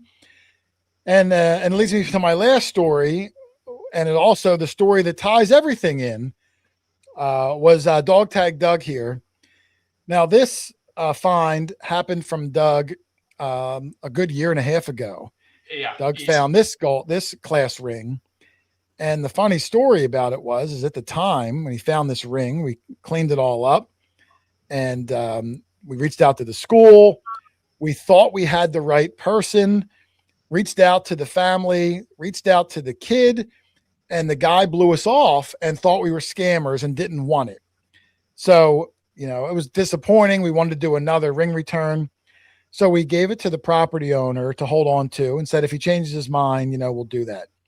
Fast forward a year and a half to 2 weeks ago, I remake this clip of him finding the ring as a short, and that's the one that went viral, got 5 million views. The actual owner saw the short because when you hit 5 million views, it gets out to mainstream. I verified it with him. He sent me yearbook photos. Again, the news reached out. Another newspaper reached out. We're in the process of trying. There's been a caveat that I don't want to get into yet. But we may have yet another one. But because of this ring and Lynn's ring and all Charlie's rings and everything you saw throughout the whole day led to the 100,000 milestone. And I just want to thank everybody that's sitting here on the camera, out of the camera, behind the camera. Even though I do the filming and the editing and stuff like that, without everyone you're looking at, I might not even be motivated to do it. So I want to thank all of them for making it special for me and hopefully special for you. It's a milestone that not many YouTube channels make, especially in metal detecting. So I'm really proud, I'm really honored, and I'm glad to share it with the people you're looking at, as well as the people you're not looking at, like Kyle and Jessica and Musketball Matt and Midtone Matt and Paul and Leroy and Just Silver Joe and Jackpot Jeff and everyone you've seen on the channel that made their own contributions over the years. They're all served a point into making it up to this point. And I'm incredibly grateful. I'm incredibly humble. And I thank everybody out there for watching every week, 1 week, or watching it for 1 second and leaving. I appreciate the second. So thank you to everybody. And thank you to everybody in the dais here. I couldn't have done it without them. So with that being said, and I want to try to get us out of here in a relatively timely manner, I am going to do the last 3 giveaways as in rapid succession. in rapid succession. And as I then we'll finish up with just some still photos of random moments throughout the night. But I wanted to thank everybody for everything they did. So let me go through. What do I have left here? I've got, I think I have 2 left. I may have misspoken. I have 2 left, but we're going to do them. So first we're going to do I think I have this one. I didn't give this one away yet, did I yet, Doug? Which the one? double score, the double score we metal did. detector. All right. So the double score, which is donated again, Nokta detectors, just under the triple score, almost as powerful, mostly all the same features. I know a guy that put an incredible triple score video out that he painstakingly spent about 35 hours on. I won't say his name. You know him personally? I know him. Yeah, he's all right. He's a jerk sometimes, but he's all right. If you watch the video, vouch for that. It'll explain how to use the machine inside, outside, upside down. Yeah. So we're going to give that away real quick. Me. So let's give that away. I've got this and one more prize. So let's bring it up here. Let me bring up. This is going to take a lot. I got to do a lot of back and forth clicking for this. Okay. So good luck, everybody. The Nokta double score. Add this detector to your collection. 643 people are entered. I think it's Rich. You're the drum roller. So give me your best shot, Rich. Good luck, everybody. I'm going to do it differently this time. Okay. Oh, all right. Little Carmine Appice. Or King Krupa. Good luck, everybody. Yeah, whatever Doug said. All right, come on. I hope you're here. Glenn Dorman, 2543. Glenn Dorman, I hope for the love of God you're here, brother, because I'm tired. Come on, Glenn.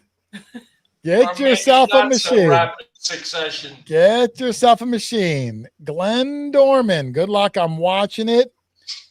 Rich, get ready to put up. There it is. I see him. Glenn Dorman. There it is. He's here. All right. Glenn Dorman, won yourself the double score metal detector. Let me put That's this in an here. East Coast zip code. Yeah. He probably lives somewhere nearby me.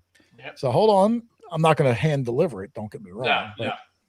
All right, so Glenn Dorman, congratulations. You just won the double score metal detector, and we will get that out to you next week. Make sure you and all the winners email me your name, address, and phone number, quarterhoarder@yahoo.com, please, and we'll get all these prizes out probably Monday or Tuesday next week. So thank you very much. And last and not least, the triple score metal detector. This is courtesy of metaldetectingshop.com. Ryan graciously donated this. He also donated the AccuPoint pinpointer earlier. I might have forgotten to mention that. Yes, you didn't forget. Yeah, I did. I apologize. But he donated the triple score metal detector.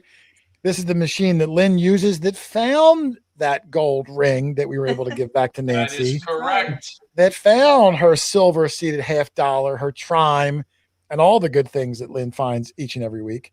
Well, so that just goes to show even newer metal detectorists can find smaller objects. Absolutely. Remember, Listen, you were talking about how she found the impaler. yes. Well, listen, I'm not saying the new detectorists do not find small things, but they're she more had a prone key to here. also dig big things. Right. It's like anything, Doug. I mean, look, metal detecting is not like, you don't need to be Albert Einstein by any means. Yeah. But with that said, it does take a little bit of practice to be able to tune your ears to find the targets that are more than likely to be good. Yeah. But you have that. But even if you dig up big targets and junky sounding targets, you might find some of the most interesting things out there. Absolutely. So good luck again. The triple score metal detector, courtesy of metaldetectingshop.com. And if you don't win it, you can go to metaldetectingshop.com and pick one up yourself with U.S. money. He might even take Canadian money. I'm not sure. But let's say U.S. money. All right. Last prize of the night. I'm excited, guys. 11 prizes, 100,000 subscribers, so many guests that popped in, live videos, so many memories that I didn't even get to tonight. But this is all for you. A little bit of appreciation from us back to you. So, Doug, the final drum roll of the night, please. And good luck, everybody. Charlie inspired me, so I'm going to do something different too. Give me the big lips. All right. That's how Doug took his SAT test. Teresa the treasure. How are you? Gotta be kidding me. Now, I don't know. Is Teresa eligible? I don't know. Oh, gee whiz. Teresa the treasure hunter. Listen, I got to say she's eligible. I don't even think she has a triple score. So let me see. Is Teresa here? Is she still Teresa, here? let's see if she's here. She might have 4 of them. I don't even know. Teresa the treasure hunter. If she's here, she's a winner. Oh, wait, I do see Teresa. She said no way, redraw. Listen, Teresa is a sweetheart. I think even if she wasn't a moderator, she probably would have said that anyway. Yeah, So I know Teresa, absolutely. listen, well, it was hers to give away. I would have honored it. Okay. So thank you, Teresa. We will redraw, but you are the true winner in all of our Next hearts. time we see you, we'll buy you lunch. All right. There We're you going to do one more. Doug, can you do a normal drum roll, please? You don't spit all over everybody. No, I think I actually did it better that All way. right, then go ahead and do it again. If another moderator wins, they're not going to count. You ready? I'm ready. I'm ready. Okay. All right. Good luck, everybody. And thank you, Teresa, for redrawing. What are the odds of Teresa winning? Christy, 9260. Christy, congratulations. I hope you're here. Make sure you thank metaldetectingshop.com and Teresa the treasure hunter if you are. Yes. You've got 1 minute. Christy, 9260. I'd love to be able to put this detector in your hands. Let's see. Last one. Don't ask me to do that again. Well, don't blame me. Blame Christy if she's not here. Come on, Christy. This could change your life. You can get this machine, go out tomorrow, find a gold ring, bring it to the local pawn shop, sell it for $1 million, billion, $1 trillion. All you got to do is be here and type your zip code. Rich, put her on the clock. 30 seconds. 30 seconds left. Come on, Christy. You want to win it. You're going to be so sad like the other person that didn't time in. Rich, give me a countdown when she gets to 10 seconds, please. We are there now. All right. I typed in too late. I'm sorry you don't get it. Medic, thank you for the super chat. I really appreciate it. And Christy, I'm sorry. Rules are rules. Let's do one more draw. Go ahead, Doug. Let me hear your lips one more time. I always get Doug lip action. Doug always gives me a lot of the lip action. Come on, here we go. Dave Ostreng. I doubt I pronounced that right, but Dave Ostreng. Dave, come on. I want to give it away. It's on the edge of my fingertips. I'm reaching it out to you. I just need you to reach out and grab it by typing your zip code in. Come on, Dave. Put him on the clock, Rich. I know it's a long night, but if you want to win prizes, I don't ask for much. I ask for 2 eyeballs and a finger. My wife just texted me. What kind of nonsense are you doing in there? I know. Well, she already thinks you're crazy anyway. Come on, Dave. Dave. Let's go. My hands are out. Come on, Dave. 30 seconds left. 30 seconds, Dave. Oh, man. I'm typing in too late. Don't make me hit the enter button, please. Come on, Dave. I believe in you. Oh, wait, man. somebody said he did send it. I don't see it. I didn't see it either. Oh, wait. Let me see. Well, he's going to get an extra few seconds because I don't want to miss it. Let me scroll back. It starts with 7-2, I think. Well, someone else said Dave's here and they put it in there, but I didn't see. I don't see it. Yeah, someone else said he sent it. Okay. Now I got to make sure because I don't want to screw him if I'm wrong, but I didn't see it. I don't see it. I see a number, but it's not from him. No, he isn't here. No. All right, I just put in there. Too late. Sorry, Dave. You're not here, brother. I'm drawing one last time. Come on, Doug. Give it to me. Okay. I know. Listen, it's not easy being Dog Tag Doug. Ready? Yeah, let's go. Like midnight. People got to work tomorrow. All right, good luck, everybody. Come on. Can't even. Dwayne 7618. Come on, Dwayne, for the love of everything holy. Be here, brother. The minute Come on. is starting now. I'm giving away the greatest things. All you got to do is be here on the clock. I'm hoping. Come on. I'm typing in too late just in case because we've had a couple in a row now. I know it's late, but come on. I don't ask for much. Dwayne 7618. I'm rooting for you, brother. Is he on the clock, Rich? Yep. There is All right. 30 seconds left. I'm staring. There he is. I see him. Dwayne, congratulations. There he is. There he is. I'm bringing it up to show everybody. Dwayne 7618. Congratulations. You got yourself a triple score metal detector courtesy of metaldetectingshop.com. Congratulations, you and all the winners. Dwayne, make sure you email me now, please.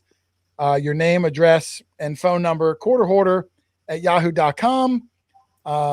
You can email me now or in the morning. They probably won't, nothing will ship out till probably early next week. Yeah. But congratulations, Dwayne, and everyone that won. I hope you guys had a great time. I know everyone can't win a prize. I wish I could, but then Nokta and Metal Detecting Shop and Casey would be broke. They'd be out of business. So, but I'm really thankful that they donate so much. Riley with his surprise donation of that incredible coin. Dealic with her surprise donation of what did she get? Another triple score, or I'm sorry, the Legend 2 metal detector. Everybody, thank you very much. And Doug, I wanted you to say a couple. We're going to have everyone give a last word. But as we give the last word, I'm just going to play a few photos in the corner, just some random things that I grabbed off my Facebook of all of us with maybe some other people we saw. But I'll give everyone the last word to go around And I'll start with Charlie since you're on the top, Charlie. Well, Jason, I just want to let everyone know that it's been a nice 7 years. It's been a wonderful journey with all you guys. We've been to a lot of neat, exciting places. Met a lot of nice people throughout the United States and locally here. I was glad that you guys have been able to come up to my area where I grew up. Met my family. My family just adores all you guys, and I just appreciate that I'm part of your crew. And I hope to stay part of your crew and continue this fun trip that I'm having. I don't plan on kicking you out, so you're safe as far as I'm concerned. Well, you know, Doug's another story. I mean, I can't. It's the age thing. You know, when I go to these places, I realize I'm the oldest person there. That's okay. Listen, age is a mental thing. If you're out finding stuff, living life, you're still young at heart. That's all that matters. And we're all mental. That's true. We've been finding some great treasures. That's for sure. It's been wonderful to save history. We're saving a lot of cool stuff. Yep, no doubt about it. We sure try. That's for sure. Rich, any last words before we get out of here, my friend?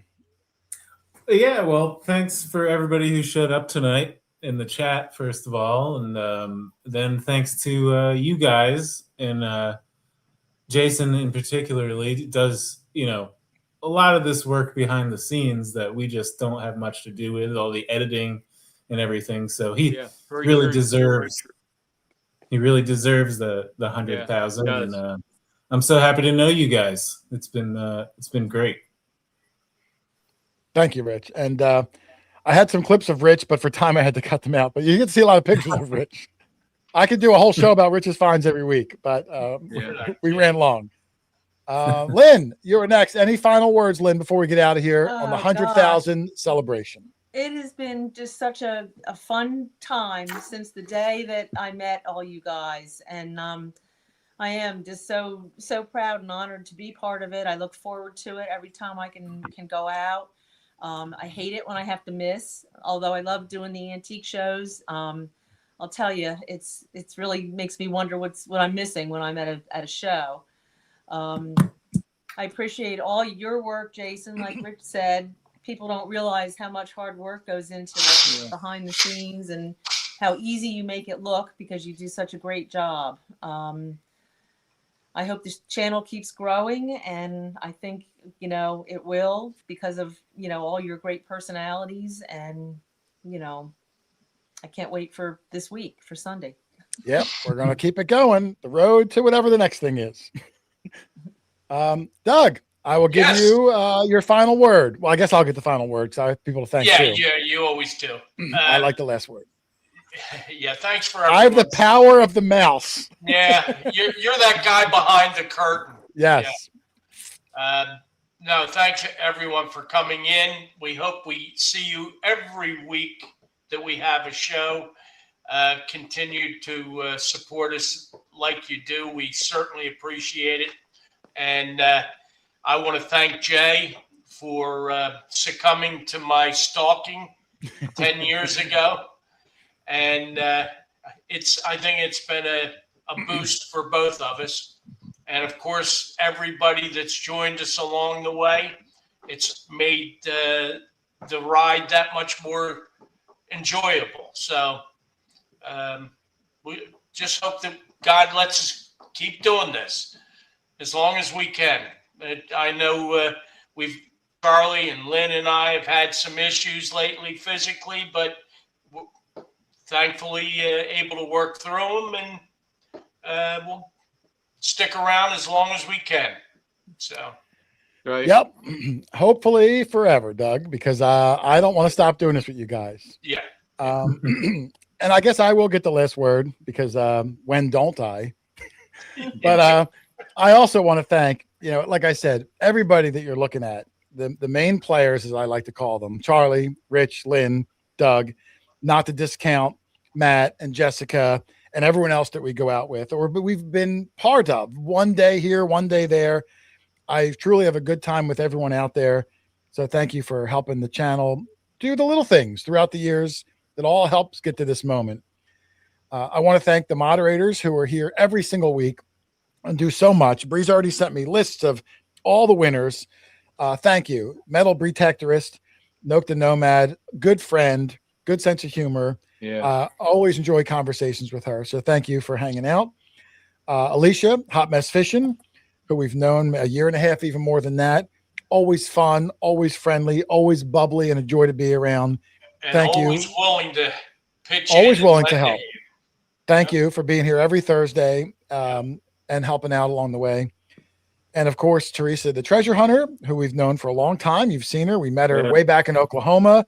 Right. Heart of Gold. I love spending time with her in person or on the show here.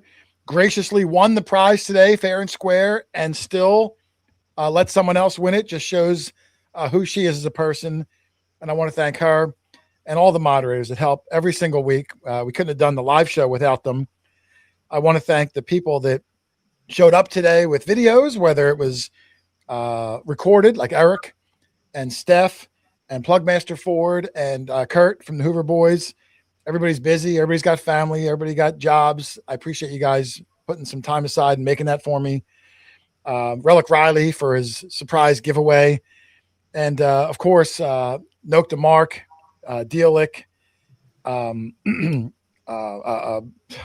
Brad, Green Mountain Brad. I forget Brad's name. Who's that guy? Green Mountain Brad for coming into the show. I consider them all really close friends, part of the journey of the channel, but just part of my life, even outside of the channel. So thank you guys for donating some time. And I got to thank everybody out there, Doug. 100,000 eyeballs that have watched over the years, commented, good or bad, hopefully laughed, had a good time. I try not to be too serious about what we do. I try to make it a relaxing 25 minutes to take you away from the stresses of life. And I told Bree when I got it, I felt so proud to get that number, even though it's just a number. But I also felt like vindication. Well, vindicated, if that's a word, because it's a thankless thing doing this YouTube, especially in the earlier years when you take so much time to not only go find the stuff, but edit the stuff, spend your hard-earned money on microphones and cameras and editing software and live stream software and, a $4,000 laptop to edit stuff on and all these things. And all I want in return is for someone to say, wow, I watched it. I really had a good time. It's so fun, or I enjoyed it. And that's the reward. And I really appreciate everybody out there that has watched and contributed, that perhaps we're friends to this day, or we've had funny moments together. That really means the most to me. So I can't thank you guys enough for doing this for the whole channel. So thank you. During my little spiel, I got more super chats. Thank you guys. Show me treasure. I really appreciate it. Thank you. Crazy Diggin', thank you very much. Justin Paul, thank you. Fantastic show. I appreciate it. The Moose BBQ, thank you very much. Johnny Hawthorne, I think I mentioned him earlier. Met him at a thing. Yeah. Thank you. And everybody. You guys mean the world to me. You're the reason why I keep doing it every week and spending so much time in my dungeon, as my wife calls it. But makes it all worth it to be able to meet people like them and do it. You've got it so well decorated. Well, I do. And half of that stuff is things people mailed me. So again, thank you to everybody out there. So, but we're going to get out of here, Doug. We will be back next Tuesday for another show because the wheels never stop rolling along. And if anybody out there watching knows somebody that doesn't know about us, tell them to hit that like and subscribe button so we can get to 200,000 quicker. Yes. Hey, just watch. Hey, another super chat. Oh, thank you. Misha Kesselman, thank you very much. Yeah, just watch. Listen, as proud as I am of the 100,000, I usually don't ask people to subscribe. If you do, that's great. And I'm honored. I just hope you watch and smile. Enjoy. And smile. That's all I really care about. If you subscribe, that's a bonus. I hope you watch and smile. Then I feel like I did a good job. So with that, thank you. Yep. Again, I want to thank the people that donated today. Again, Casey over at excaliburshovels.com.